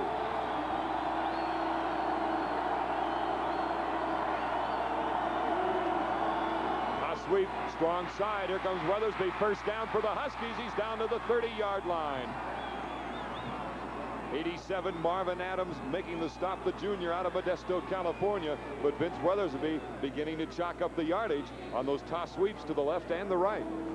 Rod Jones came out of the huddle, that time lining up on the left and then shifting over to the right, hoping to get his block on Bob Gregory. Washington State anticipating his shift. They just left Maury Metcalf, the bigger of the two outside linebackers, over there, and he consequently ended up being lined up over Rod Jones. Washington predominantly on the ground today. He's got both wide receivers wide to the left, Hill and Franklin, on 1st and 10 from the Cougar 30-yard line.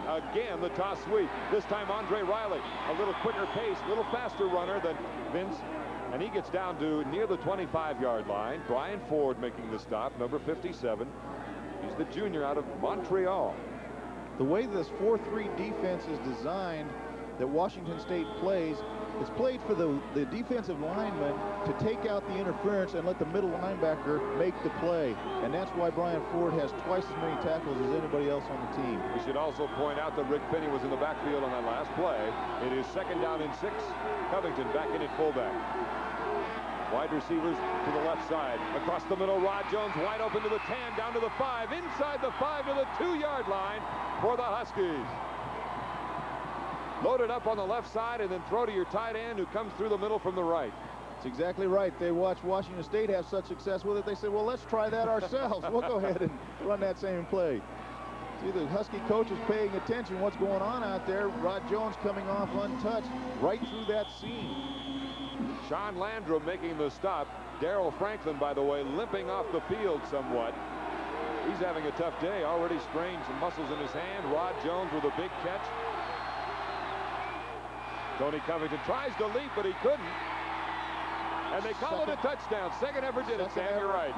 He backed into the end zone. He started to go up over the pile, but everybody was standing up. He'd have to be like Superman to be able to get over that pile. So he just kind of turned and backed his way into the end zone. The officials started to mark the ball, and then they threw their hands up late. Watch him as he gets hit right here and then turns his back and just back right into the end zone. That's great second effort on Tony Covington's part. Went right behind Rick Finney. What a team when you got those two in there along with Aaron Jenkins. That's a hefty bit of beef back there. Jeff Jager on the extra point. Still no field goals from him today. The PAT, though, is good. And Washington takes the lead with 5:06 remaining in the second quarter. Washington 14, Washington State 10.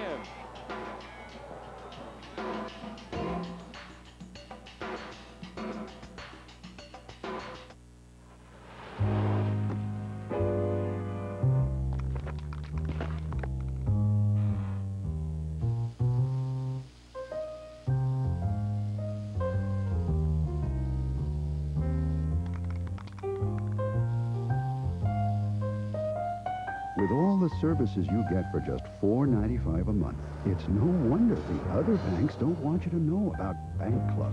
Puget Sound Bank, the hometown bank.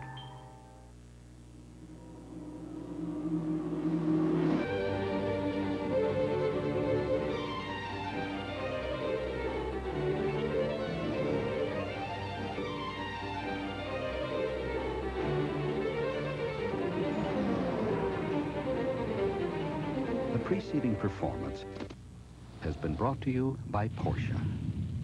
See the new 928 S4 at your authorized Porsche dealer.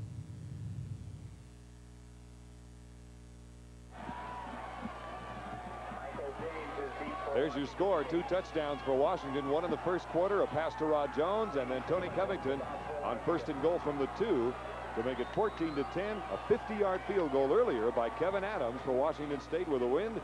And that came up along with their touchdown to make it 14-10. 5:06 remaining here in the second quarter. We're coming to you almost live from Martin Stadium. Low, kind of a squib kick by the Huskies. Michael James having a tough time, finally gets the handle. And by then, the pursuit is there for the Huskies down on the 15-yard line. So some skullduggery somewhat by the Huskies, as they might have almost come up with a loose ball. Here's the drive by the Huskies. 3 minutes and 54 seconds.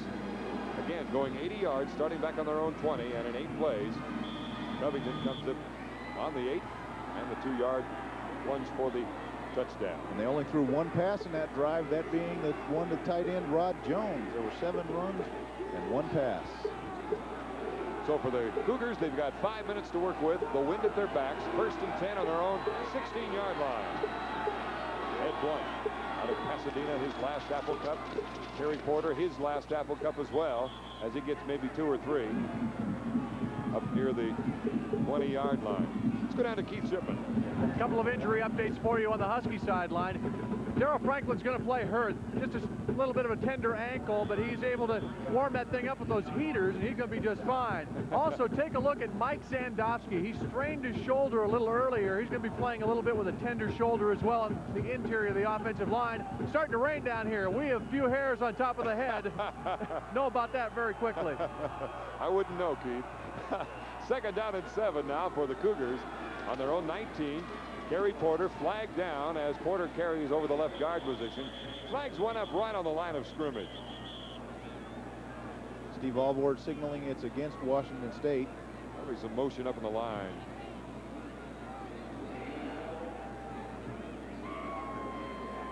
Here's the call.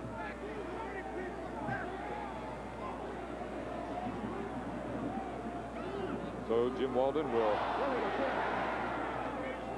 They'll back it up another 5. Jim Walden and Don James. Guess we had fun with them last night in that broadcast down at Pelican Pete's. First time ever. Both coaches, night before an Apple Cup on live TV, in the same room. In fact, Don and Jim and their wives actually sat at the same table before they went on. I think people were amazed that they were that friendly with each other. Actually, they're very good friends. But not today. 3rd down and 4 from the 22. Kittrick Taylor in motion. The Cougars trail 14-10.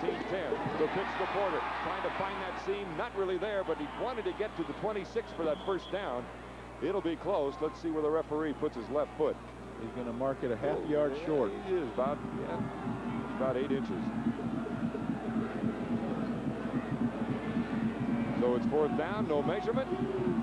And good pursuit on the part of the Huskies. Bo Yates and company, along with Darrell Hall, coming up on that key. 3rd and short. So it's 4th down. And Myers will be back to punt. Light's beginning to take effect on the field now, too. Bob Myers on a 39-yarder last time out. Now he's with the wind. From his own 15, spiral, low kick, good return kick. Let's see what he does.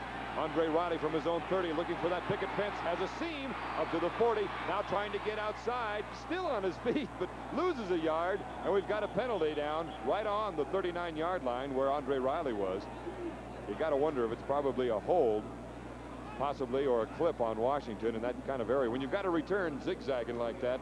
That's exactly right. When he comes that far across the field, it's there you see the signal, the flag clip. for an illegal block against Washington. That field that far, it makes it very tough for the teams, to not block a guy in the back.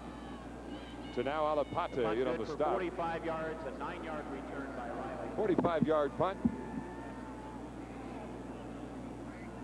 So we'll take a timeout here before we resume play. 3 minutes remaining in the first half. 14-10, Ed Blunt, and the Cougars trail by 4.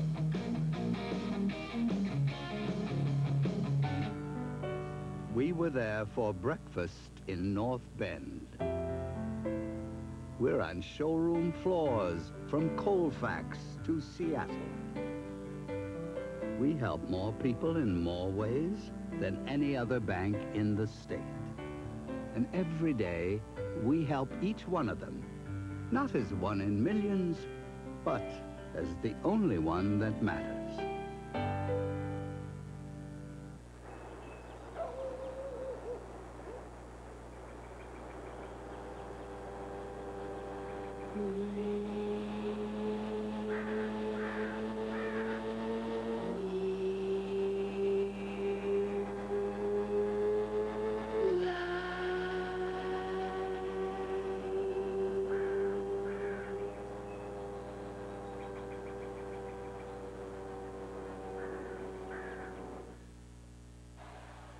Welcome back to Apple Cup 2nd and 6 as Chris Chandler throws to Mo Hill. Looks like he fumbled the ball, but another Husky was right behind him. It is Husky ball and a first down for Washington on an earlier play.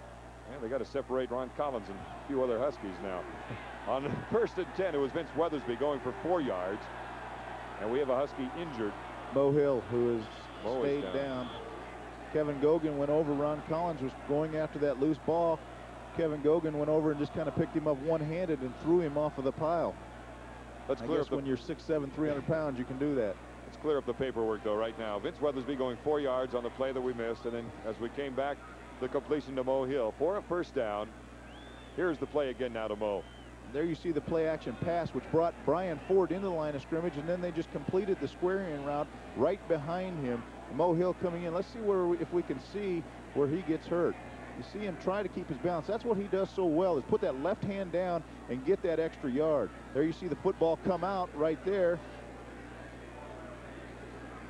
Could be either an elbow to the head or it might have been his left shoulder coming down. And that was Kevin Gogan. Let's see what we can see. Watch the elbow that goes to the head right here of Mo Hill. It's right when he goes down. That's where he fumbled. And no, Thomason didn't get him. Just missed. I think it might have been his left shoulder, because he has not moved, and he went down much like Rick Finney did against Oregon State after that 21-yard run. Ironically, his longest run of the year. It came down on his shoulder much like that. And the ambulance is coming out onto the field. And they're not looking at knees, are they? It looks like it's the upper part of his body. Possibly that left shoulder. Oh, you hate to see this, of course. His last game, regular season game, as a Husky. The Apple Cup. Maybe they are. I can't tell what exactly they're examining. Of course, he's the number 3 all-time receiver for the Huskies. His father watches him play whenever possible, J.D. His little brother, J.D. Jr., is a Husky. And Don James has gone out and is now returned to the sidelines. You don't see that very often. But then when you have a wide receiver like a Mo Hill, as valuable as he is, boy, and as good a man he is, he's just a wonderful guy and one of the leaders on this team. No matter how intense a rivalry might be, you'd never like to see this, or in any game certainly, but hope he's all right, as Jim Walden is still lobbying for whatever he could get. Looks like they were kind of recapping what's going on. There you see the Husky sideline. Jeff Woodruff, who's Holly. Let's go down to, okay, we'll try to get Keith Shipman as soon as we can and get a report on Mo Hill. In the depth chart, it's Larry Jackson who would be coming in, number 92, but don't be surprised to see maybe Brian Slater. Or David Cole. Or David Cole, yes, he's played quite a bit in the past. Keep an eye on the shoulder now as Mo comes down and we look at it again. Gets away from Ron Collins here. Ooh, the left elbow. He might have hyperextended that left elbow. That's what happens. That's what happens when you put that arm down. Oh, my. I had that happen one time, and it is extremely painful. Watch his left arm collapse as he goes down to catch himself, and there it is. It just collapses on him. Hyperextension. Well, they weren't looking at his knees when Dennis Seeley, the team trainer, Steve Bramwell, the team doctor, were attending to his injury. So it may still be dislocated, and that's why they're taking so much time to get him into the gurney and onto it. We have 2 minutes and 11 seconds now remaining before halftime. Washington was driving. They just had a completion for a first down by Chandler, throwing to Mo Hill, and that's where it happened. You know, a lot of times when you lose a leader like you do, Mo Hill, the offense will rally around and they'll come in and say, hey, let's get up, guys. Let's go ahead. Let's score for Mo. Let's get in the end zone for Mo, and let's bury these guys. It's real unfortunate to see this happen. He is walking. He's okay. Still got the fist up in the air. And it is very clear that that left elbow hyperextended. I'm sure they've got the ice on it. Dennis Seeley in the purple and gold sock hat, the team trainer. And they will take him immediately over here to the University Hospital, which is outstanding, by the way. X-ray it. Yeah, well, they're treating it so tenderly that you've got to believe it may be still dislocated, if indeed it was. But it was certainly hyperextended. Keith Shipman, what do you know? It is not a hyperextension. It is a dislocation. All right. And they are taking him to the hospital right now for X-rays. They will reset the elbow at Pullman Memorial Hospital in the emergency room after they have taken X-rays. So Mo Hill obviously out for the rest of this game. Now it's a question of whether or not he can be back and ready to go for the Sun Bowl game. Well, it depends just how severe it is. Away he goes, and they will attend to Mo Hill. And let's hope that he will be back in time for that Sun Bowl down in El Paso on Christmas Day, December 25th. And the Huskies go down and play in the sunshine against, well, possibly Alabama or LSU. Sometimes it can have a negative effect, too, on your team. You just lost one of their deep threats. Well, especially after a big play like that, though, and then you stand around for that long and then trying to get untracked again. That's right. 2 minutes, 11 seconds remaining in the second quarter. It is 1st and 10 after the completion to Mo Hill on their own 39-yard line. Brian Slater has come in. He is wide to the right, Franklin wide left, and the I formation. And here comes the toilet paper onto the field. Vince Weathersby, quick delay, gets a couple, maybe 3, maybe 4 yards, going right up the middle on the quick hitter. Rob Cleveland coming in, hitting him right at the line of scrimmage. Hill, by the way, had 3 receptions for 34 yards. No huddle as they go into the hurry-up offense. Minute 40 remaining. 2nd down and 5. Chandler wants to throw, has his tight end. No, it goes over to Slater. Good for the first down at the 40-yard line of Washington State. And Brian Slater is an excellent receiver out of Lake Stevens and will be one of the regulars next year, certainly, as Chris Chandler now looks like he's holding his right arm. Goodness sakes alive. He is. Huskies call timeout. Excuse me, Sam. He is holding that right arm. Last week versus UCLA, after every pass he threw, he was wincing in pain. But watch, he is such a courageous player. I mean, he's out there with that partially separated shoulder. Look at the zip he's able to get on that football. He's sacrificing his body to throw that football. And Kerry Conklin is now in on the huddle with Don James and Chris Chandler right at the 50-yard line. Kerry, the freshman out of Yakima, who has seen quite a bit of experience in 1986 as a pure freshman. Ooh, he got popped. Not that hard, though, but it may have been enough of it's very tender. No, it's just the throwing motion that really strains his shoulder as he comes through because it's so much pull up in that deltoid region, that rotator cuff. Chandler now 10 for 14, 103 yards in the passing department, and he has 1 minute and 35 seconds remaining before halftime. 1st and 10 on the Washington State 40-yard line after that completion to Brian Slater. Slater coming in for the injured Mo Hill. If you've joined us late, he had a dislocated elbow. They've taken him to Pullman Memorial Hospital for X-rays, and they will reset the elbow down there, we are told. 1st and 10 from the 40. Franklin wide to the right, Slater wide to the left side. Slater, very tall wide receiver. Chandler to throw again. Will swing it over. This is Finney back into the game. Has 2 people against him and is hauled down there by Sean Landrum and Ron Collins as he gains roughly 2 yards. It will be 2nd down and 7, so a gain of 3. Again, hurry-up offense by the Huskies. Minute 15 remaining before halftime. Chandler has time. Now he's going to run. Got to hurry. Rob Cleveland is there along with Brian Ford closing in, breaking on Chandler, and a timeout by Chris. I got a kick out of, seeing Rick Finney in the ball game last night during the program when Don James was asked a question about Rick Finney. And he said, well, he's made a miraculous recovery, and Jim Walden on the set just kind of rolled his eyes like, yeah, right, buddy, that's one of my tricks. Trying to get away from, boy, he's got a mean one coming in at him right there. Brian Ford. And at the legal hit, he's not down yet. Rob Cleveland, though, got him from behind, the senior.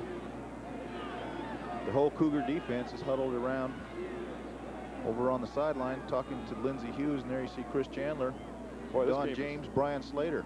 There are the timeouts remaining. This game is really slowing down here after the injury on Mo Hill. And it's taken us longer to run the last 2.5 minutes of this quarter than it did the first quarter alone.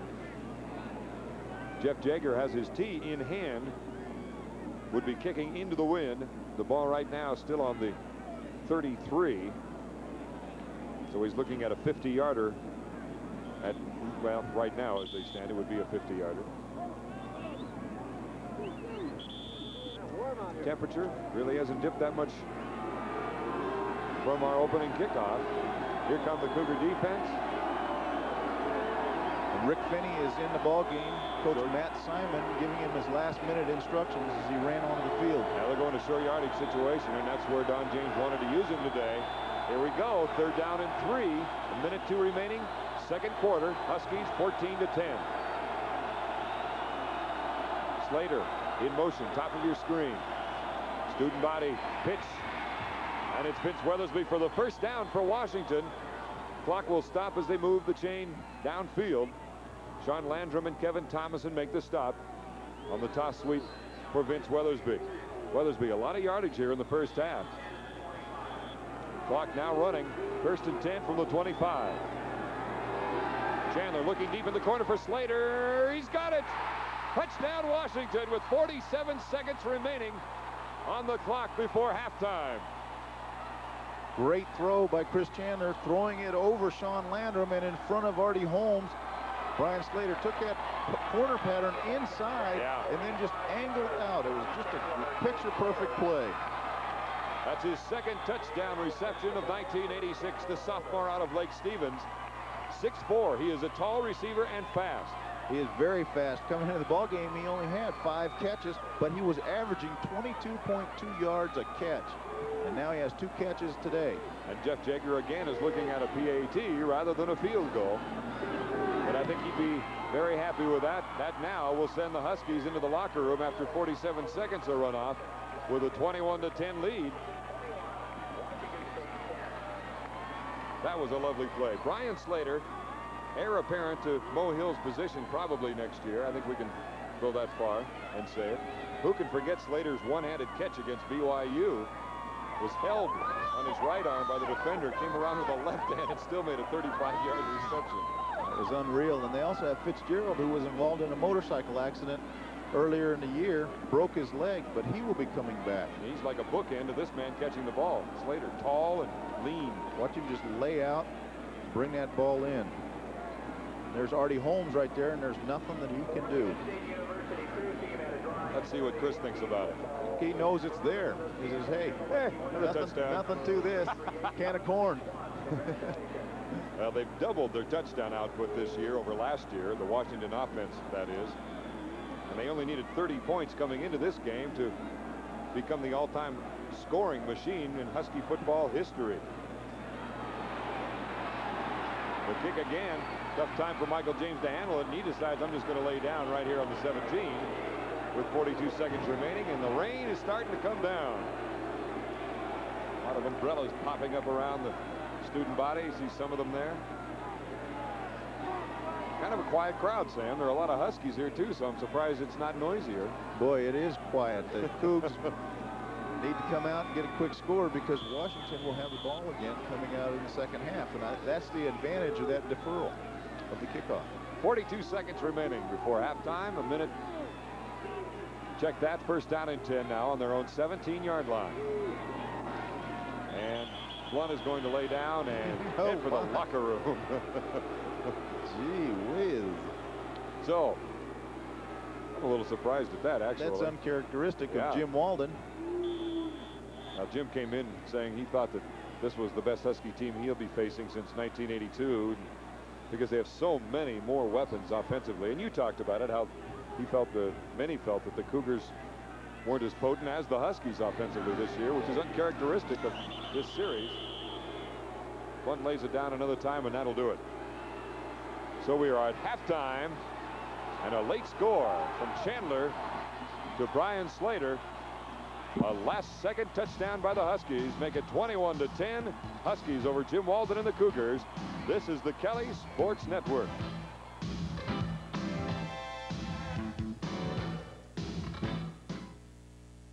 Charlie, it's Mike. Doing business over the years, Here to Seattle? Great, when? Charlie and Mike became good friends. Let's say we meet at the airport. Yet they've never met. except over the phone.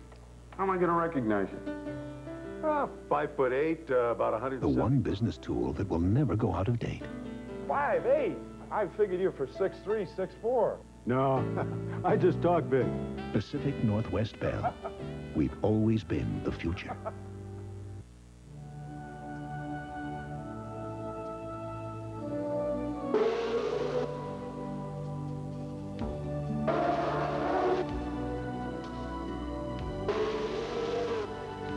In over 20 years, in all kinds of racing, this may be the best result we've ever had. The Acura Integra, from a new division of American Honda, exclusively at Acura dealers. Overnight photo labs are great when you need your prints in a hurry, but have you ever thought of what you might be giving up? What's a scratch? Scratch? No, that's lightning. See the bolt? When you bring your film to Fred Meyer, we take a little more time to give you better results. Your film is handled by experts who use the most advanced equipment and still take the time to inspect each print by hand. So if you want to get better results from your film, bring it to Fred Meyer, where we take the time to let good things develop. 86 is being brought to you by Rainier Beer and Rainier's Washington Distributors. Your best defense against thirst, Rainier and Rainier Light. By Union Bay Sportswear, you'll be looking good in every way when you wear Union Bay, a division of Seattle Pacific Industries. By Seafirst Bank, we help more people in more ways than any other bank in the state. And by PEMCO Financial Center, home of PEMCO Insurance Companies, Evergreen Bank, and the Washington School Employees Credit Union.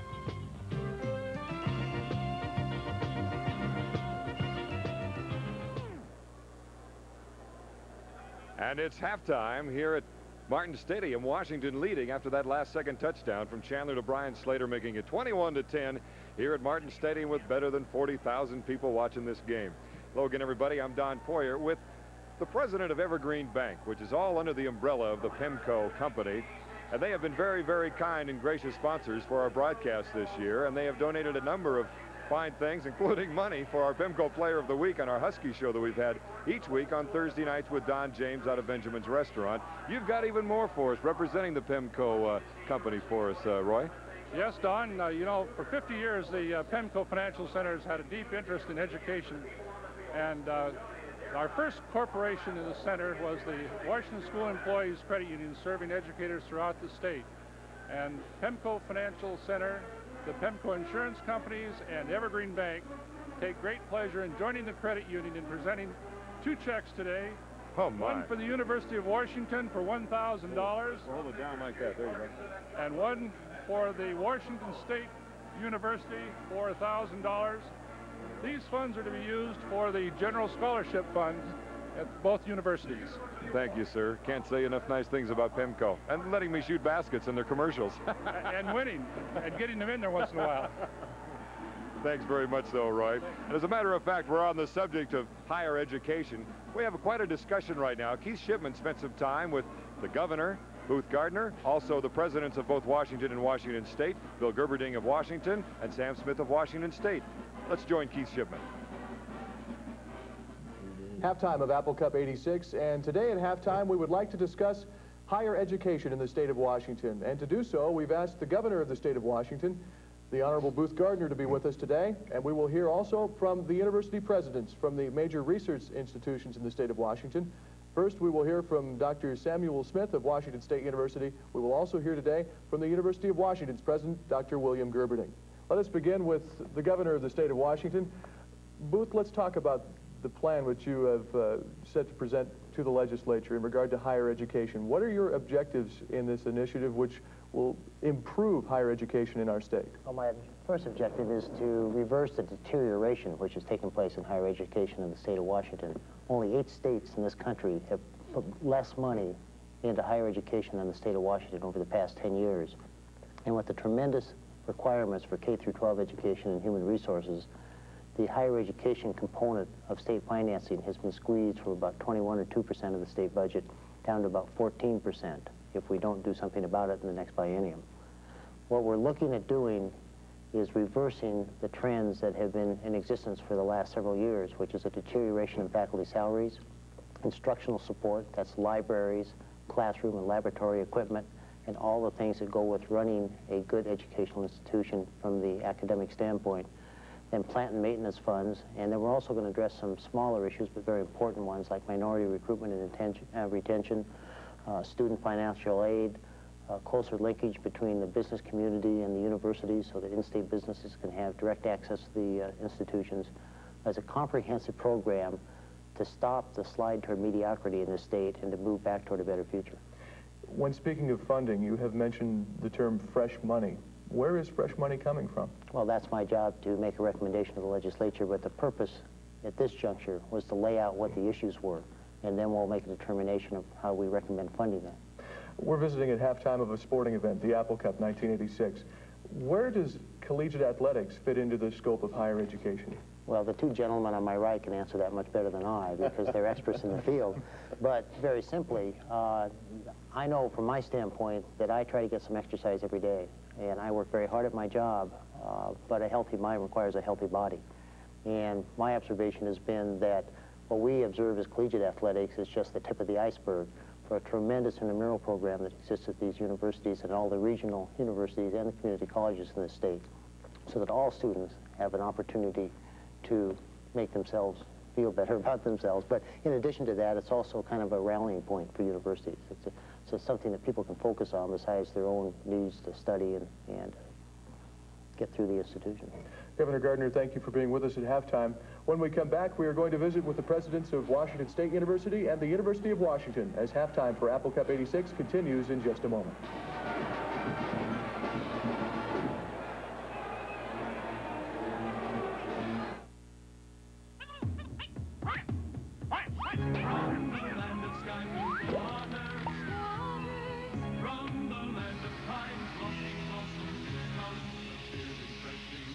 Pour in ice-cold hams and treat yourself to the premium beer from the land of sky blue waters. Great tasting hams.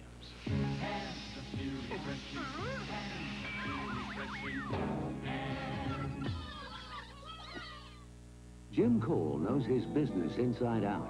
So when he needed a phone system, he wanted to talk to someone who knew phones just as well. Carrie Hill is such a person. As one of our specially trained salespeople, she has the knowledge to analyze needs, demonstrate products, and recommend the perfect system. We think anyone who runs a small business shouldn't have to run around looking for the right phone. GTE, quality service from quality people. Get up, get on your way. It's a great Bond Super Sale day. The Bond Super Sale. What a great way to spend the day. Our Super Sale brings your family the finest values, the best prices, and the most choices in fashion apparel and home furnishings. All at store-wide savings from 20 to 60%. The Super Sale. It's on right now at the Bond, where the choices are. Get up, get on your way. It's a Super The Bond now accepts MasterCard and Visa. Halftime for Apple Cup 86. We are in the studios of KWSU, the Murrow Communications Center in Pullman, Washington. Apple Cup 86 being played in Martin Stadium today, and we are talking about higher education with the University of Washington, Washington State, and the governor of our state. And at this time, we'd like to visit with Washington State's president, Dr. Samuel Smith.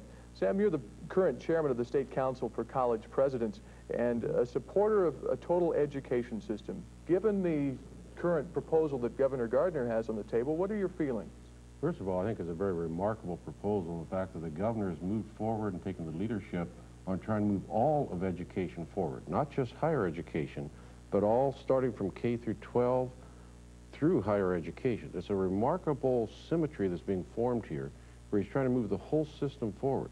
Now, looking at it from the university president's point of view, we're taking the various segments of higher education and moving them toward parity, toward really a competitive position with their peers in other states. I think it's a remarkably well-balanced program. Those of us in the academic community, first of all, are just absolutely delighted with the leadership that the governor is providing, because this is something we need in the state very, very badly. If we're to maintain the type of momentum that we've created for the best education possible for the citizens of Washington. Dr. Smith, what strengths and weaknesses do you find in this proposal? Well, first of all, with the governor sitting right there, I assure you there are absolutely only strengths in this proposal. There's nothing but strengths in this proposal. No, really, I don't see much of it all in the way of weaknesses. It's a very well thought out concept. There's a number of priorities that have been established, and the biggest priority being quality. Second, to bring quality to competitive levels. I really find no fault with the program at all. Indeed, quite the contrary. I'm one of the most enthusiastic supporters of that program you'll ever find. We spoke with Governor Gardner about the state of collegiate athletics and how it fits into higher education. Here at Washington State, much has been made of the financial state. Well, I think when you start looking at the financial state of intercollegiate athletics or looking at any institution, you're going to find, particularly with the shift in television revenues over the last number of years, that there are a lot of problems with intercollegiate athletics. But with good management and really some careful forethought, most of the institutions figuring out how to survive this, actually come out stronger and better managed at the same time.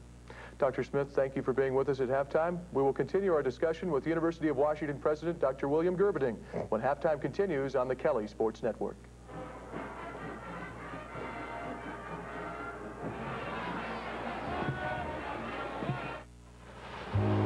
Puget Sound Bank offers a very special checking account. It's called Bank Club.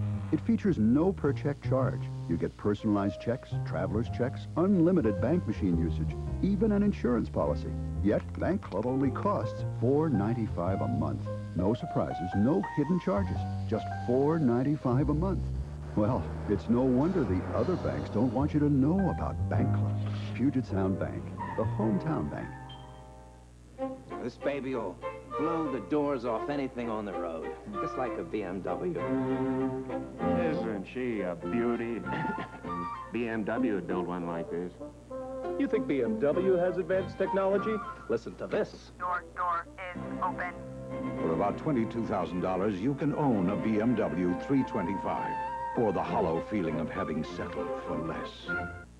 For a test drive, contact your Puget Sound BMW dealers.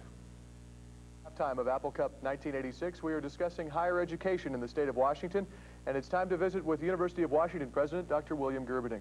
Dr. Gerberding, you have said time and time again that one of the things you're most concerned about is the competitive salary situation for faculty members in your university. Will you expound upon that, please?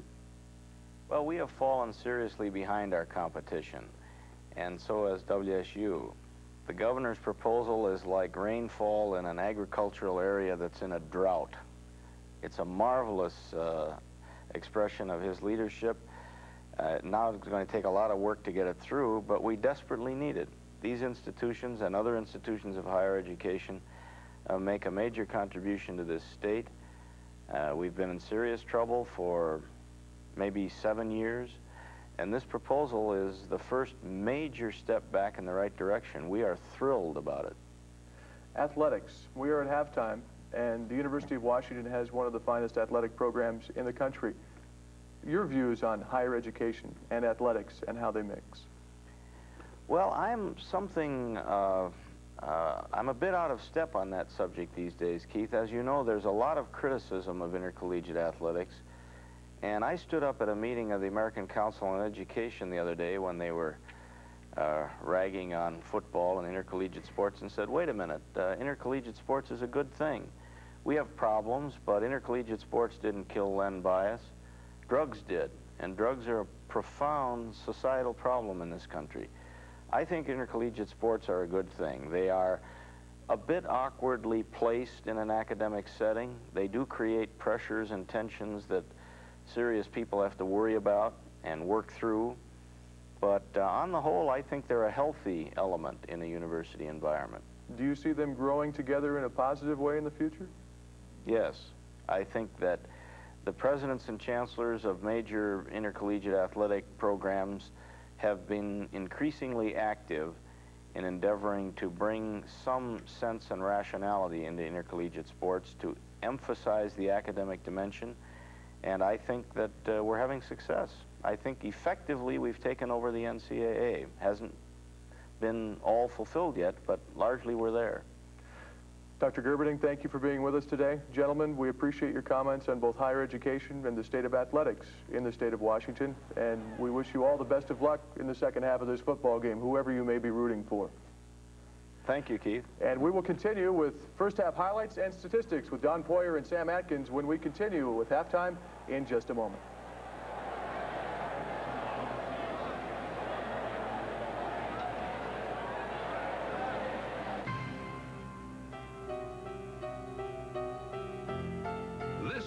home of the world-famous Clydesdales. A symbol of Budweiser's long tradition of quality, the finest ingredients, beechwood aging, and a special touch of care and pride. No other brewer has such a tradition of quality to live up to. But then, no other brewer makes the king of beers. After all, this Bud's for you. Before the first nail was driven, we were there. We were there when the trip of a lifetime was just a dream. We're there for more people, in more ways than any other bank in the state. And today, we'll help nearly 1 million people, one at a time. Charlie, Mike. Doing business over the years, Here to Seattle? Great, when? Charlie and Mike became good friends. Let's say we meet at the airport. Yet they've never met, except over the phone. How am I going to recognize you? 5'8", about 100. The one business tool that will never go out of date. 5'8". I figured you for 6'3", 6'4". No, I just talk big. Pacific Northwest Bell. We've always been the future. Back at halftime here in the Palouse, where it is Washington leading their brothers from the East, 21-10 over Washington State. Interesting first half. Took a while to get things cranked up, Sam, but then when they did, they really got rolling in that second quarter. Both teams. Both teams did, and both quarterbacks are playing very well in that first half. Chris Chandler, 12 of 16. Ed Blunt, 8 of 11. First touchdown now. Here's where Chandler goes on the 3-yard pass to Rod Jones. Touchdown number 5 for Rod. Rod Jones is wide open, beating Ron Collins on play-action pass. Rick Finney, great fake up the middle, held the linebackers inside. Then it was Washington State's turn as they score. They go on the pitch, and Ed Tingstad scores his first touchdown as a Cougar. That ties it up at 7 apiece. Next comes the touchdown down by Covington. And that came in on some second effort and some blocking by Rick Finney in the offensive line for the Huskies. And Covington comes in. That made it 14-10. And then the pass with 47 seconds remaining in the first half to Brian Slater in for the injured Mo Hill. And this is why Slater was playing, because watch his left elbow as he goes down on the tackle by Ron Collins right there. The elbow is dislocated.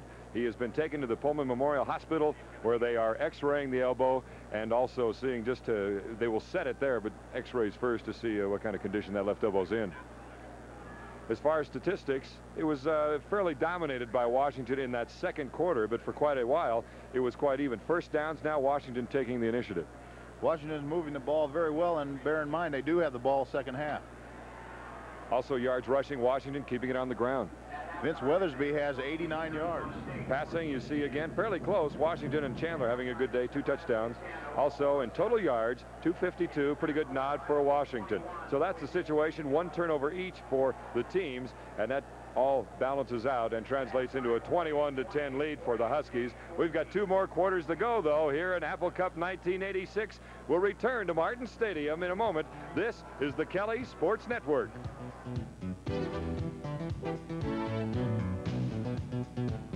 Come see, come test, come drive the new Toyotas. They're here and now, the brand new 87s. There's more that's new, more that's you. It's the largest import selection. Turbocharged Supras, new FX16s, redesigned Camrys, restyled Tercels. They start around $6,000. Take a day, take a drive, take a turn, take a test. Take home the #1 import. Right look, right price, right place, right car. Toyota, right deal, right now. It's time to get your home safe and secure for winter, and Fred Meyer has just what you need on sale. Help discourage prowlers with an RCA security switch. It turns any outdoor light into a motion-sensing security light. It's just $34.66. Don't get caught in the dark. Stock up on supercharged Energizer alkaline batteries. C and D twin packs are $1.89 each with coupon. And cool white 4-foot fluorescent tubes are just 88 cents each with a coupon from this 2-week sale. At all Fred Meyer Home Improvement and Garden Centers. Tonight, the Duke produces, directs, and stars in the movie spectacular The Alamo. Tonight at 8 on Q13. Edmund Gwenn, Natalie Wood, Maureen O'Hara and John Payne star in the Christmas classic Miracle on 34th Street. Sunday at 6 on Q13. Celebrate the holidays with Bing Crosby and Danny Kaye in the Irving Berlin masterpiece, White Christmas. Sunday night at 8 on Q13. Apple Cup 86 is being brought to you by Rainier Beer and Rainier's Washington Distributors. Your best defense against thirst, Rainier and Rainier Light. By Union Bay Sportswear, you'll be looking good in every way when you wear Union Bay, a division of Seattle Pacific Industries. By Seafirst Bank, we help more people in more ways than any other bank in the state. And by Pemco Financial Center, home of Pemco Insurance Companies, Evergreen Bank, and the Washington School Employees Credit Union. Jim, the last touchdown the Huskies scored right before the half, how much damage did that do mentally? Well, it's pretty critical because we had planned to take the win the third quarter, but when you're 11 points behind, you got to take the ball, and I think that's playing right into their hands. So we're going to have to be real careful with the ball, try to get through this third quarter and get some points on the board. All right, Jim, best of luck in the second half. Jim Walden, head coach of the Washington State Cougars. Don?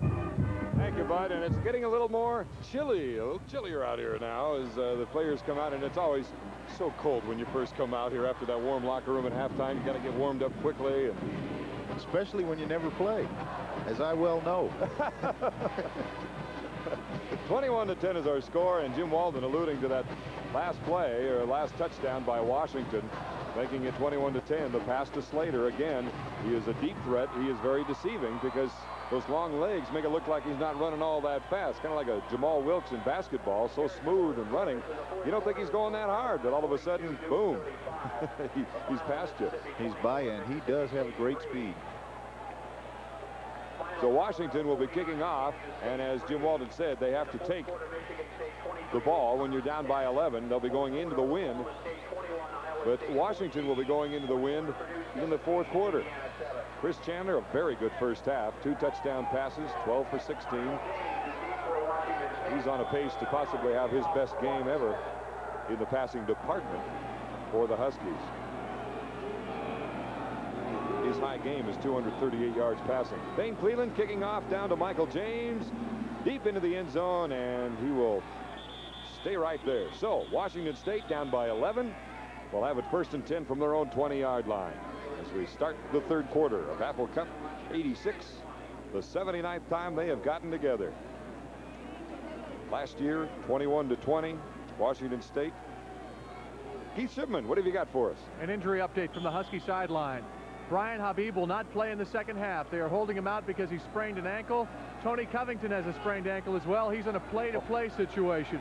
And also Will Rideout, a backup, is going to be out the rest of the game with a pinched nerve in the neck. 1st and 10 now for the Cougars from their own 20. Blunt still getting out of trouble, runs away from Reggie Rogers. Now's the ball, now he'll run it. He gets up to the 30, very close to the first down. Let's see where they mark it. A nice job of simply shuffling the feet and staying away from Husky defenders. And bouncing away from Steve Roberts, who's coming in. We'll watch number 94 come in. Almost wrap Ed Blunt. He spins out. There you see Kent Kuiper finally getting Steve Roberts down, who had Ed's ankle, and then Ed turns it upfield, gets what he can, and then get down. He was able to get just enough to get a first down. So 1st and 10 on their own 30-yard line after the 10-yard gain, and shuffle and scramble and all that good stuff for Ed Blunt. 1st and 10 from the 30. District Taylor goes in motion. They take the sweep or the pitch, and now they try to go to Kerry Porter, who didn't get turned around in time as David Rill was defending, number 38. David Rill was step for step with Kerry Porter. Ed Blunt tried to throw the pass a little bit behind, similar to what he did with Michael James on Bo Yates. Earlier, yeah. At that time, Kerry Porter's not quite as nifty as a wide receiver. In come the wide receivers, Rod Olson and company. So they bring in the play on 2nd and 10. Second quarter just underway for Ed Blunt and his Cougars. From the 30, Hingstad again in motion from the running back spot. Goes quickly, the little look in, interception to Boy Williams. Maybe they went to the well one time too many. That has worked very well for the Cougars. It did in the first half, but this time Huskies were there and were able to knock the ball around. Well, I don't think they went to the well too often because he was open, but the ball was just a little bit behind, and Rod tips the ball up, and watch DeMoy stick out his right hand and just barely come up with that football, keep it from hitting the ground. Excellent effort. Got to admit, though, he's attracting a lot bigger crowd than he did earlier in the game. It's called halftime adjustments. That's right. Big turnaround and great field position for the Huskies. 1st and 10 on the Cougar 38-yard line. Slater in for Mohill, goes in motion. The toss sweep going to Vince Weathersby, but nothing there. As number 76, Ivan Cook, comes in with a wonderful play in the backfield and gets the tackle for loss. Ivan Cook has played very well for Washington State the last 2 ball games. Scoreboard now saying no gain and no loss, so it'll be 2nd down and 10. Thought he got him a little deeper in the backfield, but not the case. 2nd down and 10 from the 38. The interception on the missed pass to Rod Olson. DeMoy Williams getting it. Rod Jones now tight end to the right. Slater wide right. Franklin wide left. Has a sore ankle. Chandler wants to throw right across the middle. Slater wide open, but the pass behind him as Sean Landrum was defending. But Slater was there. And Chris Chandler snapping his fingers in disgust, wishing to have that one back. Just throw it out a little bit more in front of Brian Slater, and the Huskies have 6 because he was behind Kevin Thomason, number 6, the free safety for Washington State. Landrum, number 9 in total tackles coming into this game for the Cougars, depending on that particular play. He has 2 interceptions this year. 3rd down and 10. Washington trying to make something of that turnover. The interception by DeMoy Williams. 21-10, Huskies, 3rd quarter just underway. Franklin left, Slater right. Straight drop back.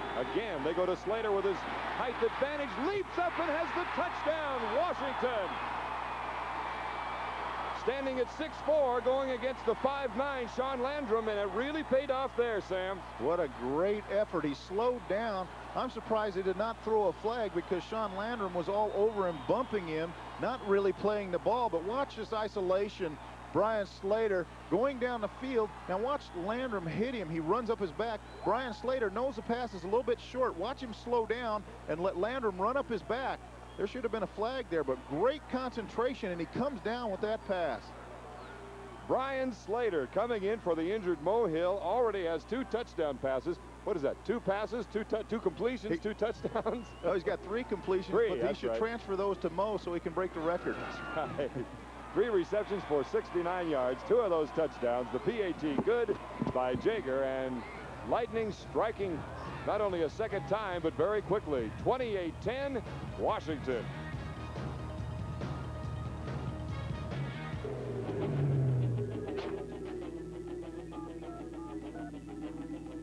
Hello, Brian. I was with her last night. You know who? That blonde with the Porsche. Guess what happened? Yeah.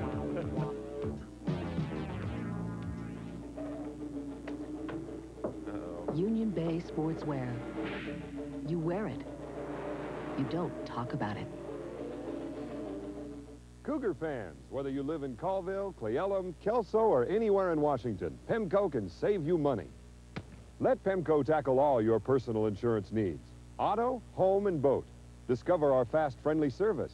Then you'll know why more than 300,000 Washington residents insure with PEMCO. And you can report a claim day or night, 7 days a week. The clock never runs out at PEMCO. Put PEMCO in your court. Call for a free rate quotation now.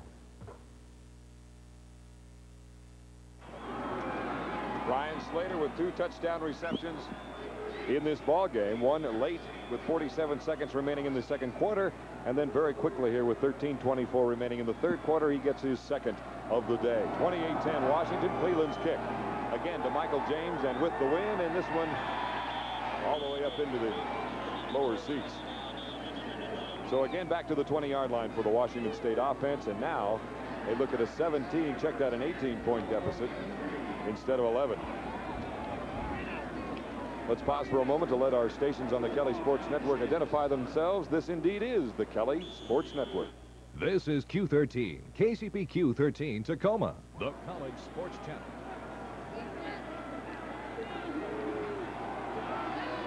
Welcome back to Martin Stadium, 28-10 Washington. Don Poier with Sam Atkins, Keith Shipman, Bud Namick on the sidelines. 1st and 10 from the 20. 1 pitches to Kerry Porter. Porter is smothered there by Reggie Rogers and a host of Huskies. Tony Zachary was in there, number 25. Ooh, middle linebacker for the Cougars, Brian Ford, having a wheel taped up. Washington defense played that option very well. David Rill did not go for the inside fake. They have not really gone with it with the inside dive all day, so he just scraped outside and had the pitch man shut down. 2nd down and 9. They give him 1 yard as Kittrick Taylor goes in motion. Fakes the pitch. Roll out. Throw against the grain, looking for Rod Olson. We saw that play earlier today. And incomplete for a 2nd time, as a matter of fact. Almost an identical throw. Yeah. Reggie Rogers is the one. He's maintaining his leverage. He's not letting Ed get outside. He's just kind of coming in from the backside because they do run that dash pass where he makes it look like a drop back and then spins out of the pocket. There you see Reggie Rogers. Reggie, one of the finalists for the Lombardi Trophy this year. 3rd down and 9.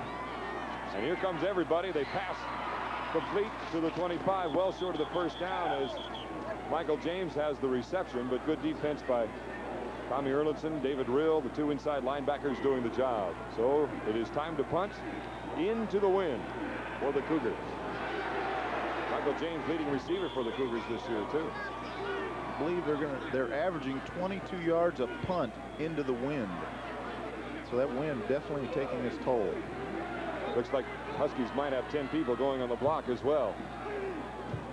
Myers back to do the punting on his own 12-yard line. Low punt, very low. Andre Riley, 1 hop, here he comes from the 40, and good coverage by Ronnie Lee as he gets to the 41-yard line of Washington. So the Huskies probably thinking in terms of trying to blow this one out as they've got that 18-point lead all of a sudden on the quick touchdown for Don James coming out of the locker room at halftime. That's right. He could pretty soon. We might see some. If they score on this drive, I think that you'll see some new personnel coming in. Kerry Conklin might get a little bit of experience in his first Apple Cup. 37-yard punt by Myers. Wisely kicks it low into that wind. So 1st and 10, Vince Weathersby on the toss sweep. Good yardage into Cougar territory down to the 47-yard line of Washington State. Artie Holmes in there along with Sean Landrum. And that was Sean. I thought I saw 19, but it was number 18. Good for a 1st down. Weathersby had 89 yards in that 1st half, so he has at least 99. Exactly 99. Gary Porter needed 169 to hit the 1,000-yard mark for this year. Get you updated on that. 1st and 10 from the Cougar 47. Again, it's Vince Weathersby trying to get away from the linebacker. And look at the way that he works after he is hit. He is just wriggling all over the place trying to get that extra yardage. Tony Covington coming off the field, not limping, but again, he has a bad wheel as well, a sprained ankle. Gain of 4 by Vince, so that puts him over the century mark for the day. 103 yards on 15 carries. So Vince is having a whale of an Apple Cup. His 2nd, played last year as a freshman in the tundra of Husky Stadium. 2nd down and 6. Again, Vince, same play, toss sweep. Finds the seam, Sean Landrum, fumble, and it goes out of bounds. Husky ball. Big break for the Huskies. May have even picked up a couple of yards. Excuse me, Don, there was a case in point of running against that small linebacker, Bob Gregory. He just got stuffed on that play, which allowed Vince to get around that corner, gain that yardage. You look at the front line of the Huskies, though. Brostick at 272. You see the other people that are so big up there. Zingowski, Kevin Gogan at 300 pounds. They're going against people that aren't nearly that size for Washington State. Very active, but not as big. 1st and 10 from the 35 of the Cougars. Chandler, swing over to Weathersby on a screen pass. Good block. 1st down. We've got a penalty flag, though, as Weathersby gets down to the 22-yard line of Washington State. Garth Thomas threw a nice block on Jeff Loomis. Number 68. I think we may have a clip. And here comes the call. It is indeed a clip on Washington, so they'll back it up. And it'll be 1st down and 20. Back on their own 45-yard line. Might be because a clip is a spot foul. Point of infraction, you're right. So it'll be 1st and 15 because they were right at the 1st down marker. Clipping. Offense. Still first down.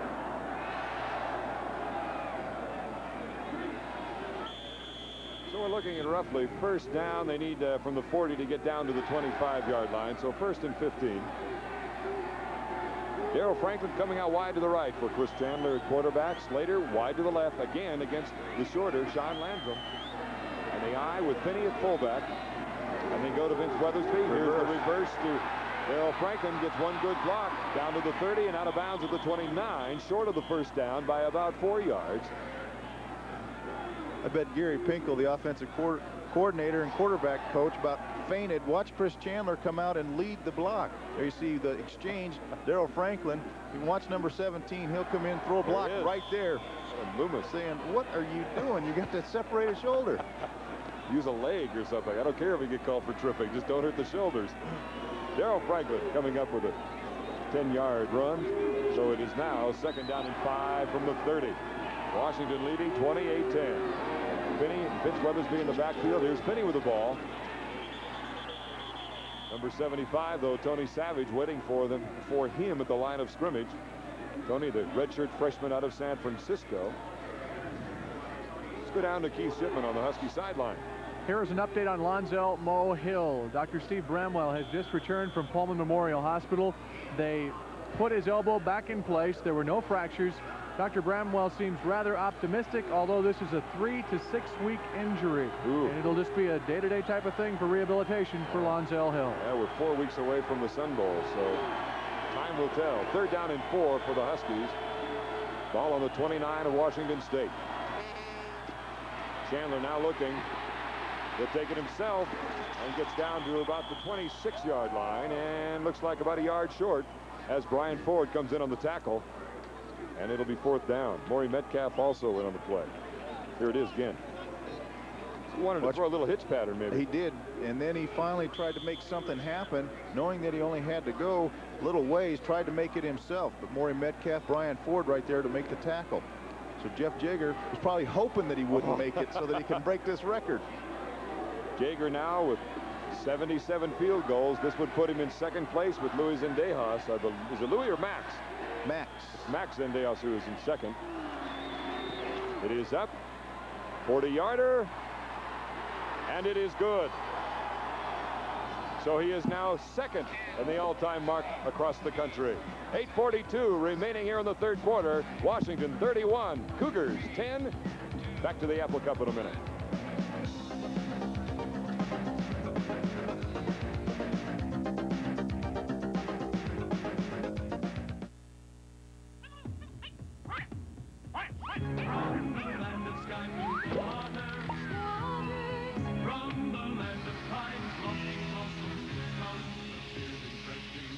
Pour in ice-cold hams and treat yourself to the premium beer from the land of sky blue waters.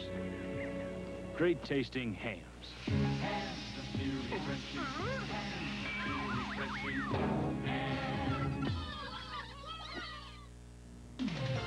For quality and value, it's always been Nissan leading the way, and it still is, with this $630 Value Plus package at no extra cost to you. Get this tough step bumper, sliding rear window, dual outside mirrors, and much more. A $630 package on king cab, long bed, and regular bed 4x2s at no extra cost. For a hard body, tough truck with all these extras, the name is Nissan. Thane Cleland ready to kick off. Jeff Jaeger with kickoff, or check that, field goal number 78. The magic number is 79. That's John Lee's UCLA all-time mark and NCAA all-time mark. One more and he ties it. He's tied with Max Zendejas right now. And the Cougars, Michael James will leave it in the end zone. He's been doing a lot of that today with that wind blowing into the enclosed end of the stadium. Number 78. 41 yards. One more. Got a funny feeling we just might see it, too. And everybody's got to root for him in that. Cougars, Huskies. He's had a great career. He sure has. Especially the pain he's gone through. That's what, 15 for 19 this year. Came in with 14. So it's 1st and 10 for the Cougars now on their own 20. Blunt holds on. Gets a couple of yards after the fake on the dive. Jay Roberts is now in for Steve Roberts. And Jay's banged up. There's the Cougar sideline. There you see the Cougar defense. Rob Cleveland, Brian Ford, Jeff Loomis, Maury Metcalf, Ivan Cook. 2nd down and 8 after the 2-yard gain on the keeper by Ed Blunt at quarterback. Sears goes in motion. Blunt looks for Sears, has it, fumble. Huskies are there. Looks like Alan James has it. For the Huskies, yes, indeed, it is Husky football. David Rill comes up with it. When it rains, it pours. And another takeaway for that Husky defense. Tommy Erlitzson in there along with him on the congratulations. Here it is again. He's wrapped up beautifully from behind. That's the 2nd fumble recovery this year for David Rill. Is that Zachary? I can't see the number. No, it was Bo Yates who stripped and caused the fumble, and David Rill on the recovery. There's Jim Walden. Not too happy about what he saw. He's requesting a replay. Incomplete pass, they are ruling it. So the referee in that position was overruled by I think we better look at that one again. Don James is now going to plead his case. He was certainly not on the ground. See if he has possession of it. Watch there. Sure he does. Both feet are on the ground. Yeah, and then he turns. And he's not on the ground. Whoops. Not a good call. But the Cougars have new life. 3rd down and 8. On their own 22. James goes in motion. Blunt. Getting a little warm back there. Jay Roberts comes in with a sack. Jay Roberts with a bad back. Comes in on the sack. The 2nd one of the day for the Huskies.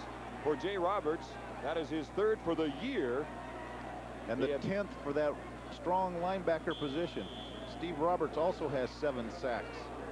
Boy, watch him come again from the backside. Ed cannot find a receiver. He's trying to go down the right sideline to Michael James, and he is not open, so Ed's trying to buy some time. Jay Roberts runs him down. Call that a coverage sack as Andre Riley is back awaiting the Myers punt. And it is blocked. And the ball goes out of bounds on about the 13, call it the 11-yard line of Washington State. I believe it was Bruce Beal that got that punt. Number 48, a backup in the middle linebacker position. If indeed he was the man, I don't know. Let's see who's being congratulated. Looks like it was Bruce. Watch him come in and just take the ball right off the punter's foot. Boom. Bruce Beal, number 48. Yes, indeed. The junior out of Portland. When it rains, it pours. He's quite a bird hunter, and he got himself quite a bird there. Got it with his left arm. So the fumble called off. The block punt now by the Huskies. And there's a big play as Chandler tries to run the bootleg, but staying home very well, Ivan Cook, the sophomore out of Roseville, California. His 2nd tackle for loss this year. And Ivan coming in with 35 touchdown tackles coming into this game. Just a nice job of not falling for the bootleg. That has worked well for the Huskies this year, but not against Ivan. So it's 2nd down and 17. Ball on the 18. Slater wide to the right. Now he comes in motion. Franklin wide left. Big hole fits Weathersby inside the 10 to the 9-yard line. Brian Ford on the tackle, the junior from Montreal, Quebec. Kevin Thomason also there. Huge hole by Bern Brostek, Garth Thomas, and Mike Zandowski. Bern Brostek, a redshirt freshman. Zandowski, a sophomore. Garth Thomas, a senior, though. A lot of people coming back. Huskies with a chance to break it wide open. 3rd down and 8 from the 9. The lob to Slater. Can't get to it. And it'll be 4th down. And guess who's coming onto the field? Kevin Gogan wishing him good luck. Jeff Jager comes out, and he could tie the national record here.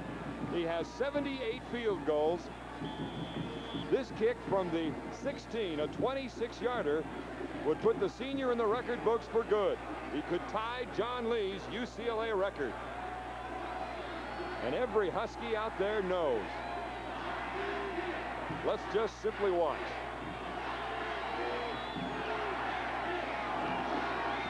It is up. He ties history. Jeff Jaeger with his 79th field goal and his 16th of the year.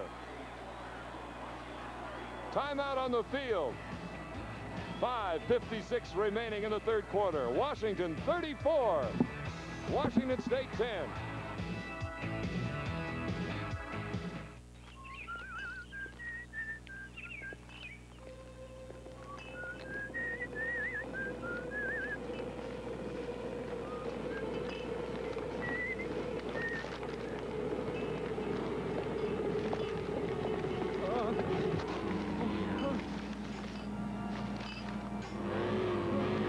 Don't be caught fresh out. Stock up on Mountain Fresh Rainier now.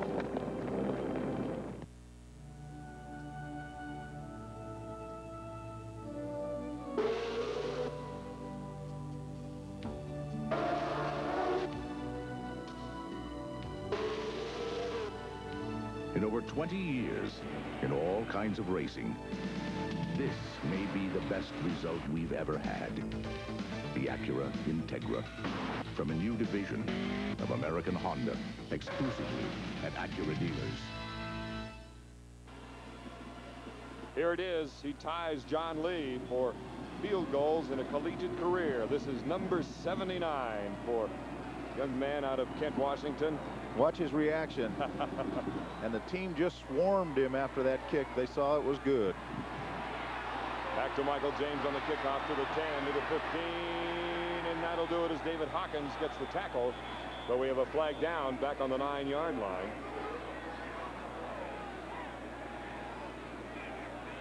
Mike Gaffney was back there. It's against Washington State, according to Greg Travis. There's Jeff. Against Washington State.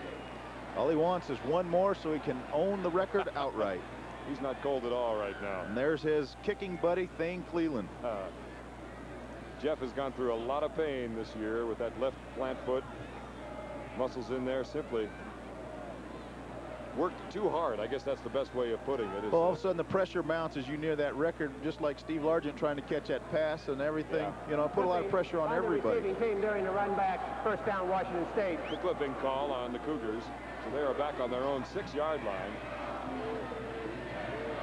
So Jeff Jaeger now in the history books. Washington State's had 5 penalties this afternoon for 40 yards. First down and 10 from their own 6-yard line, and it's getting dark here in Pullman. Michael James goes in motion. Little quick hitter with Kerry Porter out to about the 7-yard line. Tommy Erlandson on the stop. Tommy will be back next year, the junior. So will David Rill. So Huskies will be strong in the middle. So will Albert Tufono. So will Ricky Andrews. Bruce Beal will be back. Bo Yates is back. Keelan Matthews. Jay Roberts. The people they lose, of course, the Reggie Rogers, the Steve Alvord, Steve Roberts. A lot of people coming back. And the Cougars next year and the year after that, look out. They got some great young talent. The pass deep to Cotton Sears and the hit by Tim Peoples. On second down, so it'll be 3rd and 9. The crowd wishing for a flag, thinking that that was unnecessary roughness on the part of Tim Peoples throwing a shot to Cotton Sears. He just wanted to make sure he didn't catch that football.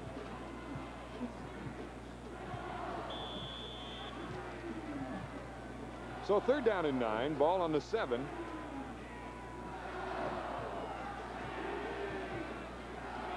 Ed Blunt. Tim Stallworth in the game, going in motion right side. Here comes the sack. Will it be a safety? No. The sack coming on the 1-yard line. Reggie Rogers, David Rill, the whole student body coming in on that one. And we have a flag down. It was back in the secondary. Watch, they come all out. And David Rill, Tom Erlandson come in. Just an all-out blitz with the inside backers, knowing that Washington State has to throw the football. Defensive holding against the Huskies, however. That would have been the 3rd sack for David Rill this year. Had a couple of beauties against, had one against Oregon on a blitz. David is back out of South Kitsap High School in Port Orchard. Brother Mark, an All-American offensive lineman for Pacific Lutheran. They are playing #1 ranked Linfield today in the NAIA playoffs. Defense, still 3rd down. Yeah. And congratulations to David Rill for being named first team All-Academic Pac-10. He'll get some other awards too, as far as for the 2nd year in a row. Gentleman is studying pre-med, would like to get into sports medicine after his playing days. Not really interested in professional football. As we asked him once, thinking about the NFL. No. That simple. Just one of those, if it happens, it happens, but he's not counting on it. He's preparing for the future. There's Jim Walden. So is Jim Walden, preparing for the future. As I said, in a couple of years, these young people are going to be outstanding players. Hey! Hi, gang. Hey, isn't this exciting up here? It's 30 degrees. So now on 1st and 10 after the penalty. And we got another penalty complete to Kittrick Taylor. Taylor, it'd be great if he could get a touchdown pass today, because that would tie him with Hugh Campbell for a single season Cougar record of touchdown receptions with 10, but he has 9 coming in. And Kittrick Taylor has never lost to the Huskies in his career.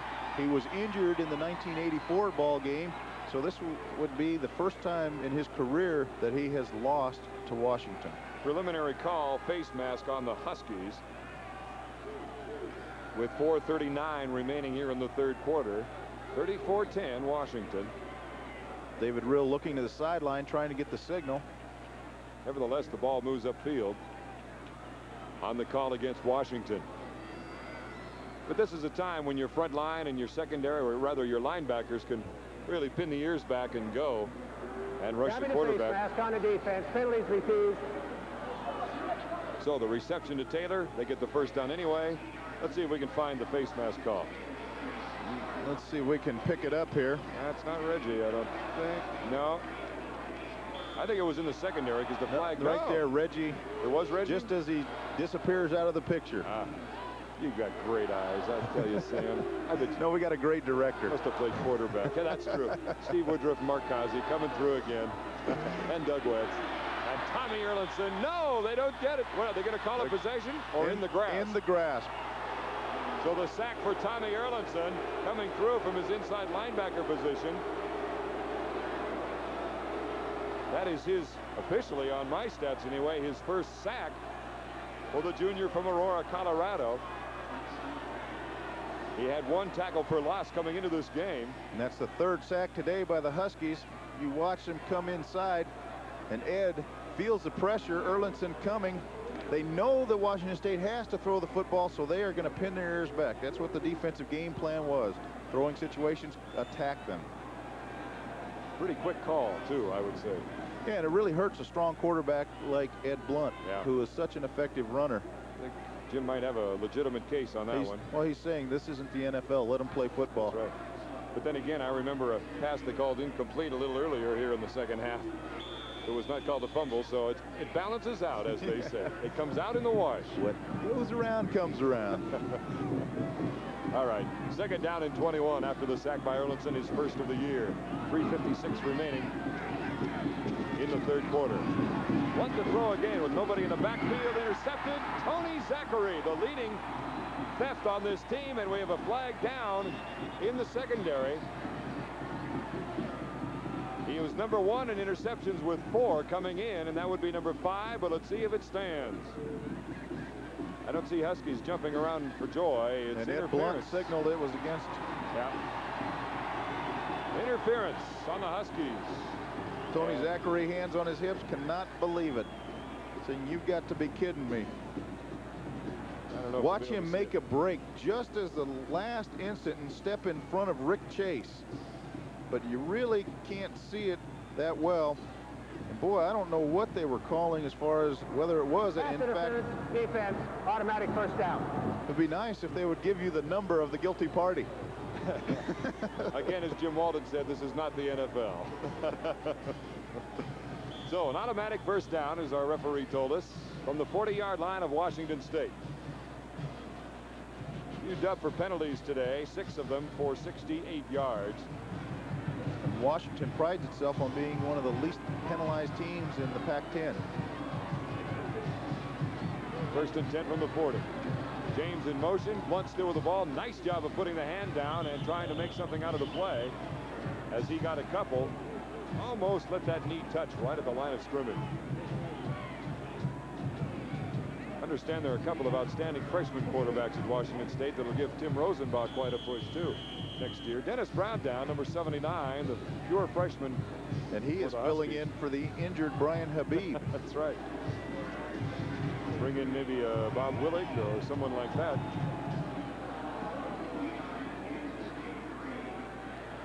So Dennis comes out. He's had problems with ankles most of the year. You see that left ankle is heavily bandaged. Dennis Seeley, man on the right in the stocking cap's been busy today. Too busy. He likes those nice quiet ball games where he never has to make a grand entrance. Well, at least he's saying, I've got a good 4 weeks before the next game. Second down and 8 for the Cougars. 34-10 Washington. We're in the third quarter. 3:20 remaining. 2 wide receivers left side. There goes Porter in motion, so nobody in the backfield. Blunt looking left side. Has a couple of Huskies there along with Kittrick Taylor. And Taylor overthrown. Great coverage by Washington defense. There was just absolutely nowhere for Ed Blunt to go with that football. They covered the safety valves. They covered the downfield receivers. That just simply threw that one out of bounds. If my guy doesn't get it, then no one will get it. Well, the biggest part of their game now taken away because they go on deception so much. Washington knows that now with a big lead. They can back up, let them do all the faking they want. Just stay home and cover your area. So it's tough for Ed Blunt right now. Third down and 8. Again, 2 wide receivers to the left and Porter in motion to the right. Quarterback draw, but Steve Albert is there waiting for him. And that's called staying home. And now we have a flag down. And Al Boatman, you see number 62 right there at the bottom of your screen, just standing there saying, which way did he go? And Albert just ate his lunch on that one. The lookout block. And another personal foul on Washington. Number 7. Another penalty, rather, not another personal foul. Don James got to be disturbed about this. Not the kind of football he likes. And I'd like to know who they called it on. That's a big one, of course, and they go into Husky territory. I think something might have been said after the play because the flag went up right about now. No, they're calling, I believe, Bob Willig for spearing. Okay, the helmet coming into the body. Yeah, because Ed Blunt's back was there. 6'5", 247-pound sophomore. Cougars are keeping this drive going. Seems like it's been a month of Sundays. First and 10, now on the Husky 45. So 15 yards picked up on that. As Victor Wood goes in motion. Blunt still with the ball. Erlinson giving chase and holds on after the gain of about 1 yard. Reggie Rogers also assisting, and David Rill.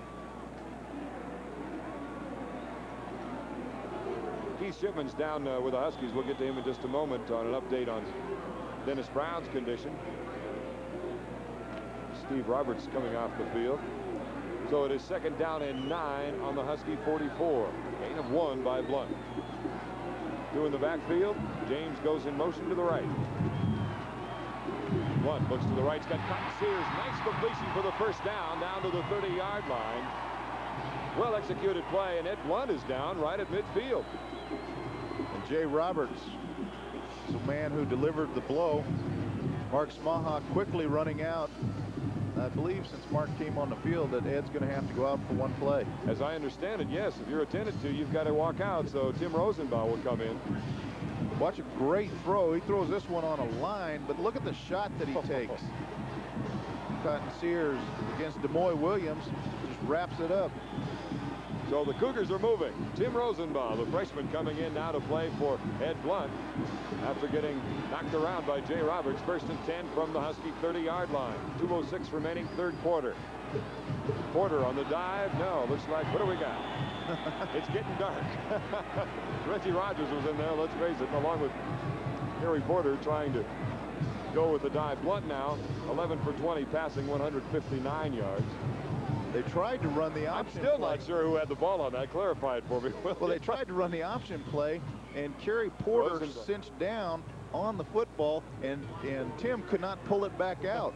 So then all of a sudden, they just wrapped up that whole pile and then started throwing bodies out to see who had the ball. Clock winding down, minute 29 here in the third quarter. 2nd and 9. Blunt back into the game at quarterback. Across the middle. Michael James, yes, he holds on. What a catch. And another flag is down. What a catch. He should get 2 receptions for this catch. Let's see what the call is. Don James is going to be very upset after this game, I have a feeling. I'm not saying with the referees, but whatever is going on. And DeMoy Williams is the one, Tom Erlinson playing peacemaker. Watch this catch by Michael James. Brother Chris James played for Washington. Right. But watch the catch. He goes down to get the ball, loses it, kicks it with the leg, and it stays with it. That's great concentration. Receiver coach Ken Woody has got to be proud. DeMoy Williams defending. Washington now 8 penalties, 90 yards. 1st and goal from the 3 after the circus catch by Michael James. Wood goes in motion left. Inside, Kerry Porter. They practiced this play a great deal Thursday night, where they show strong left, maybe even flow to the left, and then cut back quickly to Kerry Porter like that. David Rill in on the tackle with Steve Alvord. Keith Shipman on the sideline. It looks like Dennis Brown's day is over. He re-injured that left ankle that's been bothering him the last 2 weeks. They've wrapped it up with ice. He has his tarp cover on right now. You need something big to put around him because he's such a big boy. He's done for the day. Omar's tent non company. Michael James in motion on 2nd and goal from the 2. Kerry Porter hitting the backfield. He fights his way in for the touchdown. Nice second effort for the senior out of Montana, Kerry Porter. And he's not giving up that football. He said, I paid my dues. I at least want 1 souvenir from the Apple Cup. Touchdown number 3 for Kerry in 1986. The senior out of Great Falls, Montana, with a terrific year. Needing 163 yards coming into this game to hit the 1,000-yard mark. He has 56 for the day. You have to wonder how many penalties kept that drive alive. I believe there were 4 of them during that drive that gave Washington State first down. Adams' kick is up, and it is good. So with 23 seconds remaining in the third quarter, Washington still leading by the score of 34-17. Strange drive. Strange drive. Now Washington will come out with the football. And I believe we'll see Kerry Conklin coming in at quarterback. And again, like when he had a chance to come in for Ohio State, other games where he got some great valuable experience, again here. Here's, of course, the Porter touchdown. Watch Kerry Porter just get hit in the backfield, Bo Yates, and then he just keeps his feet working and gets across, breaks that plane for a touchdown. He learned that move from Tony Covington, the old back into the end zone move. 2-yard run by Porter on the record books. 94-yard drive. Remember that started way back on the 6th. 13 plays. 8 up 5.5 minutes. So we're now looking at a 34-17 score with 23 seconds remaining. Third quarter. There's Nico Brastoff ready to kick off. Andre Riley, ranked 18th in the country in punt returns, coming into this contest. With Taylor right next to it. Franklin to the 20, 25, and knocked out of bounds at about the 28-yard line. And a few people getting overheated down there on a very cold day on the carpet in Spartan Stadium. First and 10 for the Huskies as they line it up now on the 28.5-yard line. Chris Chandler coming in. I'll be darned. Rick Finney at fullback. Chris Chandler and Kerry Conklin were playing catch, and Chris was just trying to keep his shoulder warm.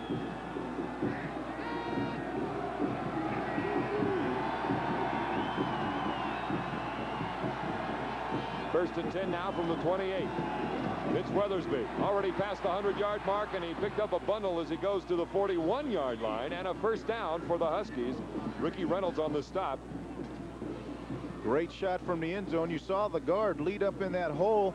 Vince Weathersby just get on his hip and follow the way through. That'll be a first down now for the Huskies. We have to come up with a couple of players of the game here pretty soon. Might be tough today. A lot of people performing awfully well. 5 seconds remaining in the quarter. Clock running down, and the Huskies will simply wait it out. 13-yard run by Vince. He has 132 yards for the day, and another quarter to go.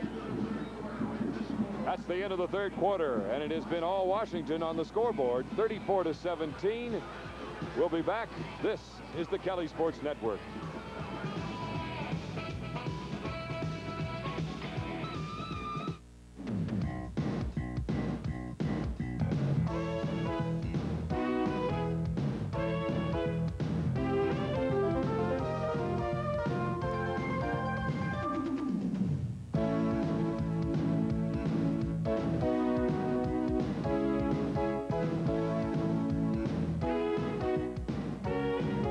Your life is full of surprises, and so is Fred Meyer.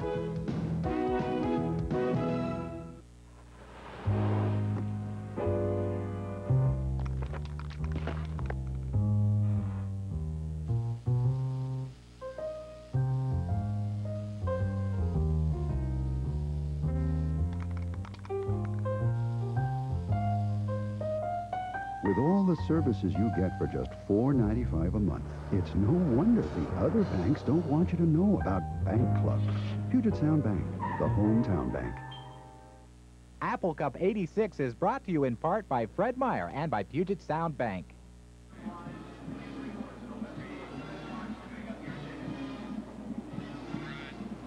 Welcome back to Apple Cup 1986. I'm Don Poier along with Sam Atkins, Keith Shipman down on the Husky sideline, and Bud Namick over with the Cougar sideline, and Ed Blunt talking it over with his receivers. And with the helmet on, Victor Wood. First and 10 now for the Huskies on their own 41-yard line, leading 34-10. Vince Weathersby already with 132 yards in the first 3 quarters of this game, picking up 2 or 3 more as he gets up near the 44-yard line. That's where they'll mark it.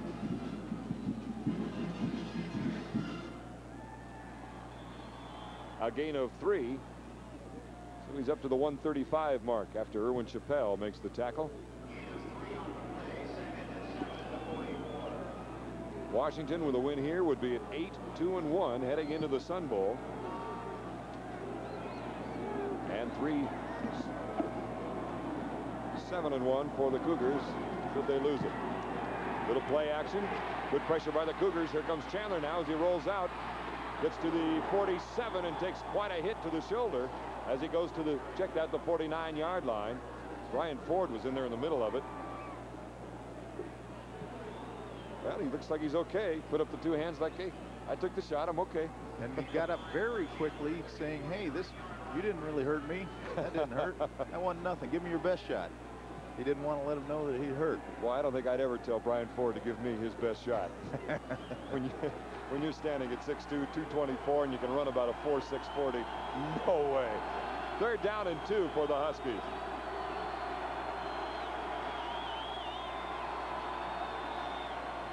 Toss sweep, Vince Weathersby. First down, Washington. Maury Metcalf and Brian Ford there defensively for the Cougars, but it's another first down for Vince Weathersby and the Huskies. Vince now approaching 140 yards for the day. Boy, what an effort.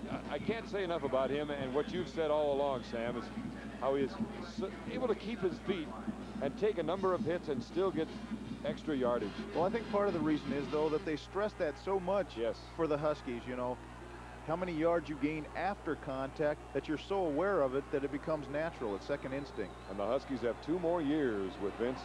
First and 10 from the 47 now of Washington State. And flag down. We had some movement there near the ball. Up on the line. Ricky Reynolds talking to the referee. A little lobbying by the Cougars.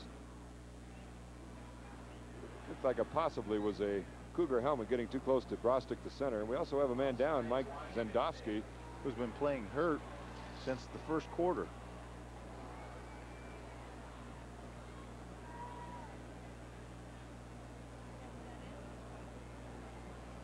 Mike Zandowski is the injured player. Kittrick Taylor there, the senior. Kittrick, I understand, has a slight concussion. That's the report we got from down on the field. And Mike coming off the field. Looks like he might have hurt that shoulder again. I remember walking off the plane with him from Stanford, game in Palo Alto, and I'll tell you, he could barely get up the jet right. He was one sore young man. First down and 5 after the penalty against Washington State. Right up the middle. Short of the first down is Weathersby. Maury Metcalf and Kevin Thomason on the stop.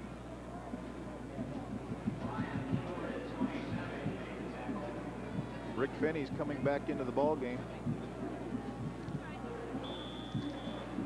12:36 remaining in the fourth quarter. And Washington has been in control of this game since about 47 seconds remaining in the second quarter when Chandler hit Brian Slater, who came in for the injured Mo Hill, in the corner of the end zone to make it 28-10 at halftime. 2nd and 1. Huskies more than likely will keep it on the ground. Weathersby fights his way through a lot of crimson jerseys for the first down. Check that, Andre Riley in the ball game. Vince came running over. Mark Larson came into the ball game for the injured Mike Zandowski. Keith, what do you know about Zendowski? He has a hyperextended left elbow, and they're going to hold him out the rest of the ball game. So add that to that shoulder injury that he's had, and he's not having any kind of luck on the left side today. All right. Mo Hill, his left elbow dislocated. Lean to the right a little more often here. 1st and 10 on the 31 of the Cougars as Chris Chandler out of Everett, Washington, directing the Husky offense. 1st and 10. Riley. Good yardage down near the 26-yard line.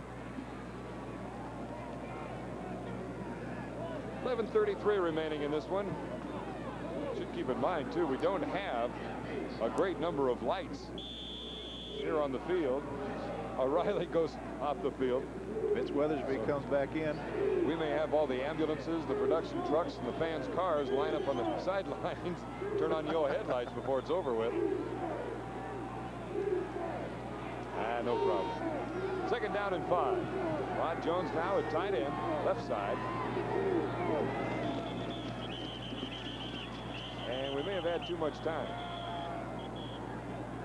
Just as the snap occurred and the whistles blew, 25-second clock was already reset to 25. Procedure. Quiet crowd here in Martin Stadium this year. Who could forget 1982, 1984 when the Huskies won here, and 82 the great victory for the Cougars. Still 2nd down. Talking to the fans here, they expected more of a ball game similar to what they had against USC. They had that same kind of feeling all week that, hey, this team rises to the occasion. They play to the level of their opponent. 2nd and 10 for the Huskies, and the Huskies have been quite an opponent, to say the least, today. Slater now in motion. Weathersby. Great acceleration that time coming off the ball. Oh, my. You talk about that 1984 ball game. Washington was Orange Bowl bound. Yeah. And the fans here threw oranges onto the field. One Cougar student said to me, he says, geez, they're going to the Sun Bowl now. What are we supposed to throw? Yeah, I remember that. One of the pictures that was in the paper after that game was Reggie Rogers walking off the field holding an orange above him. 3rd down and 4 on the 25 of Washington State. 10-minute mark, 4th quarter.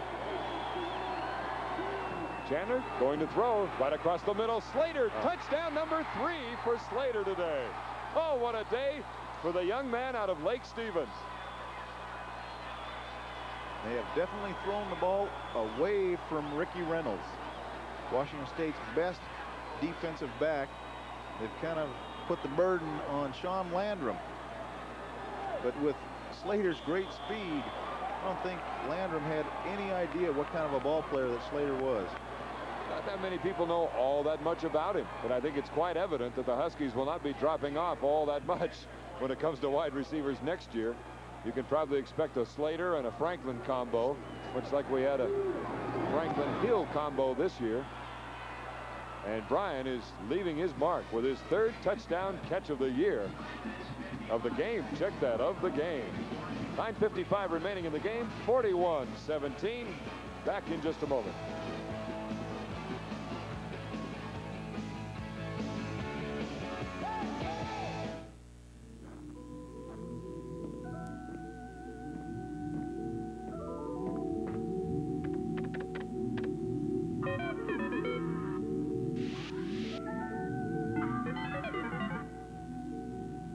$96 calories. 96 calories. Mountain Fresh taste.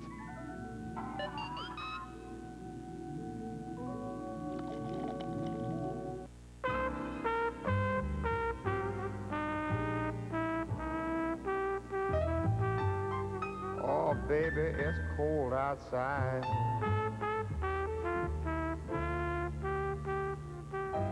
Baby, it's cold outside. When summer turns to fall, turn to Union Bay Sportswear. Because, baby, it's cold outside. Husky fans made the drive over to Pullman for the game, either last night or coming over today. As far as the Cougar bench, nice thing about football, there is always next year. And let me tell you something, the Cougars in the next couple of years are going to be a serious team to contend with. On the kickoff, which bounces around, John Rust coming up, who is in the depth charts one of the inside linebackers, middle linebacker. And he's coming off. He got hurt. Oh, goodness sakes. It's better to give than to receive those blows. Brian Slater, by the way, 4 receptions for 94 yards, and of course 3 of those receptions for touchdowns today.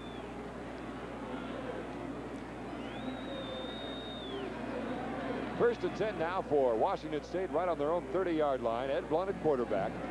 2 wide receivers to the left. Here's Kerry Porter trying to pick up some more yardage as he plays his final quarter in the crimson and gray. Sporting News has him highly ranked, possibly as high as in the number 2 unit. They take basically 4 running backs and call that the first team, 4 running backs the second team, and they've got him listed on that second team. So yeah, a lot of the scouts that have been through, he is their number 1 prospect from this ball club, Washington State. Second down and 4 after the gain by Porter. Porter has it again, and Ricky Andrews, number 55 there, along with Steve Roberts, who had the initial hit, number 94. Steve Roberts back in the ball game, taking over for Jay Roberts. There's Kerry Porter. My goodness, look at Mo Hill's back. Oh, Mo, goodness sakes, looks like I'm gonna be okay. I'm all right. It's President Bill Gerberding talking to him right now, the president of the University of Washington. Back to the field, 3rd down and 3 from the 37. Rick Chase in motion. Blunt looks to his right as James and Tony Zachary right there on the 42-yard line. Good for the first down. Alan James in on that tackle. He started the first 5 or 6 ball games for Washington. Then Darrell Hall just simply beat him out. Darrell Hall coming on, understanding the system, and started doing the little things, and that's what caused him to be able to win the starting position. And Darrell had a good spring too, if I recall. A lot of progress last spring, getting ready for the '86 season. 1st and 10 after the completion to James. Victor Wood going in motion now to the left. What? To go upstairs. Better hurry. Across the middle, Vic Wood. Just beyond the fingers. We've got a flag down back near the line of scrimmage as Ed Blunt came ever so close to breaking one against the Huskies.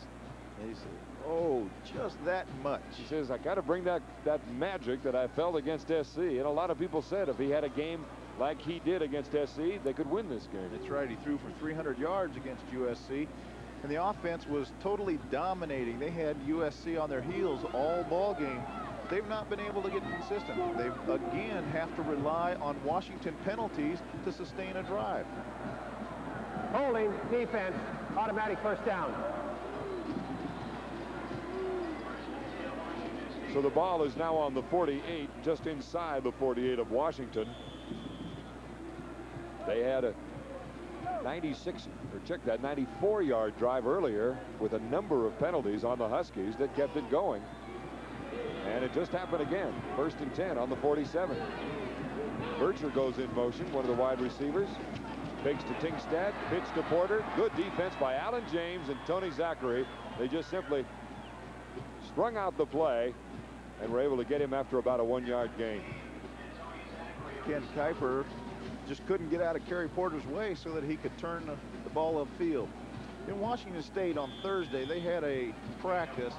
That was the last practice for the seniors, and they did what they have a tradition here. On the last practice, they let the seniors run through the tunnel. The band forms a tunnel, and they announce their names, and the rest of the team is at the center of the field. It was a great thing to watch, the camaraderie of this ball club. 7:25 remaining in this one as James goes in motion on 2nd down and 9. Lob it over the top. Rod Olson, he's got it inside the 20, down near the 15-yard line, and of course the first down. Bo Yates making the stop, but Rod Olson has had an outstanding afternoon, the redshirt freshman out of Walnut Creek, California. It's his 6th catch, but watch Ed. He just simply splits the safeties, lays it up, similar to the same throw he threw that he overthrew Victor Woods with. This time he takes a little bit off, shows a little touch, and lays it in for Rod Olson, who's had a great game.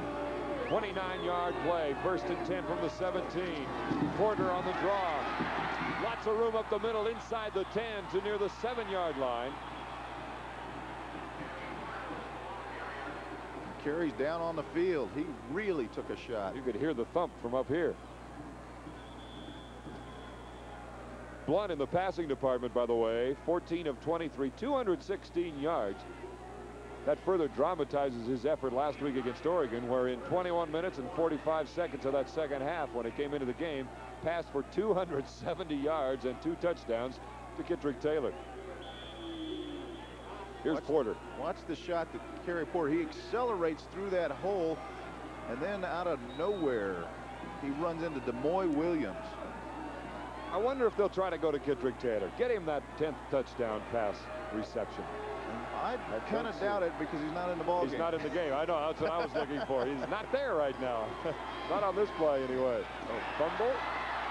Tingstad jumping on it. Maybe he'll come in on this play. Ed Blunt getting hit just as he tried to make that pitch, and that's what knocked the ball loose. And Ed Tingstad was able to fall on the football. So it's 3rd down and 3 with the ball on the 9-yard line. I really don't think, though, that coaches think about records. Not even like this, though. A senior could tie a school record. Yeah, but you get so caught up in the emotion of the ball game and stuff like that, you forget about that. That could very well be. Stallworth goes in motion. They go with a draw to Porter. Oh, and he's got one at the line of scrimmage. Keeps his feet. What a run by Kerry Porter. Oh, my.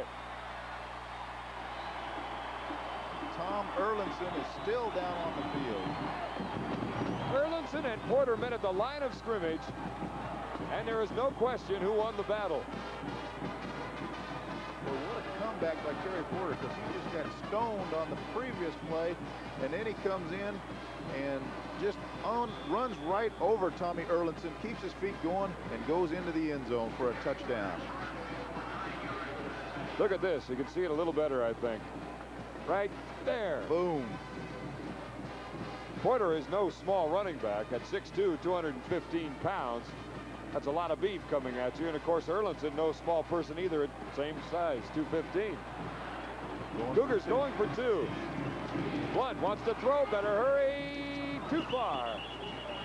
As Reggie Rogers was coming up from behind, and Steve Roberts. 5:39 remaining here in the 4th quarter of Apple Cup 86. Washington leading 41-23. This is the Kelly Sports Network.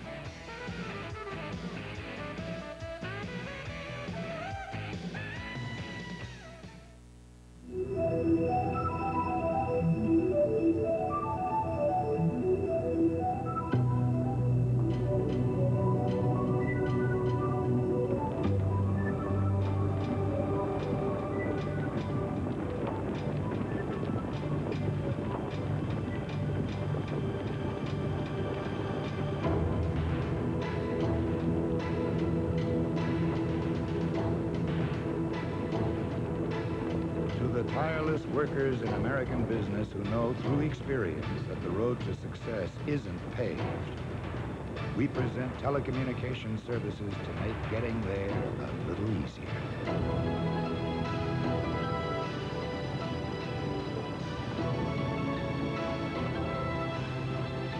We are U.S. West. Nobody knows the trails better.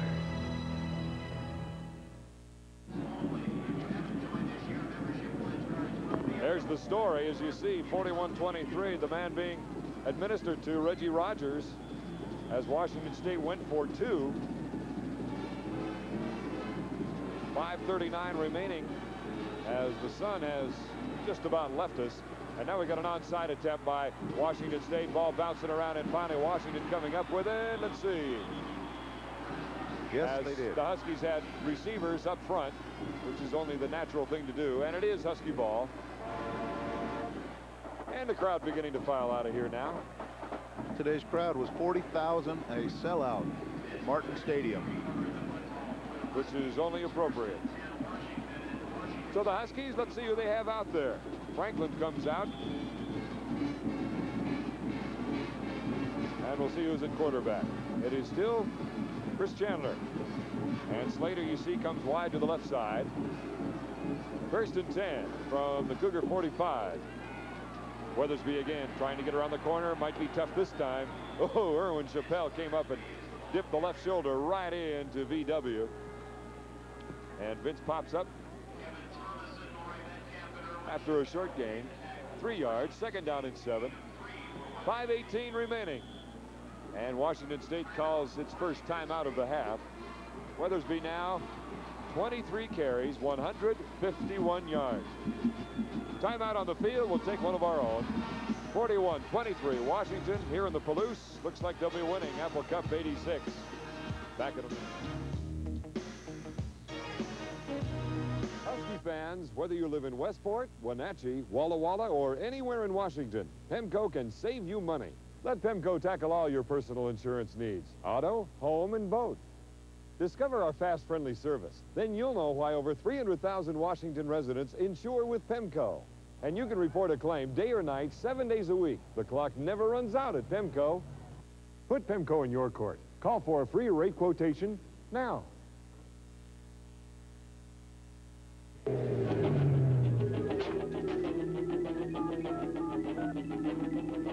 Hello, Brian. I was with her last night. You know who? That blonde with the Porsche. Guess what happened? Yeah.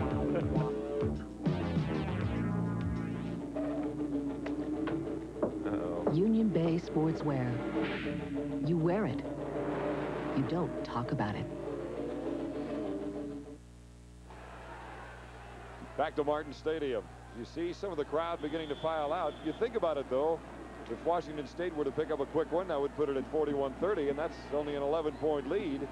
And had they gotten the 2-point conversion, it would have been within 16. 2 touchdowns and a field goal. Second down and 7 for the Huskies now on the Cougar 42-yard line. Weathersby right up the middle to the 30, down to the 20, inside the 20-yard line as he found the seam, and some great blocking by Garth Thomas. Mark Larson in there. Many of the people as Ron Collins and Erwin Chappelle make the stop for the Cougars.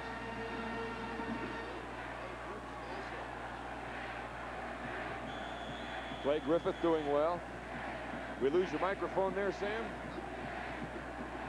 23-yard play. Husky player of the game, and not a very tough one to figure out. Vince Weathersby. Before this run, he had 151 yards. $500 goes to the Huskies.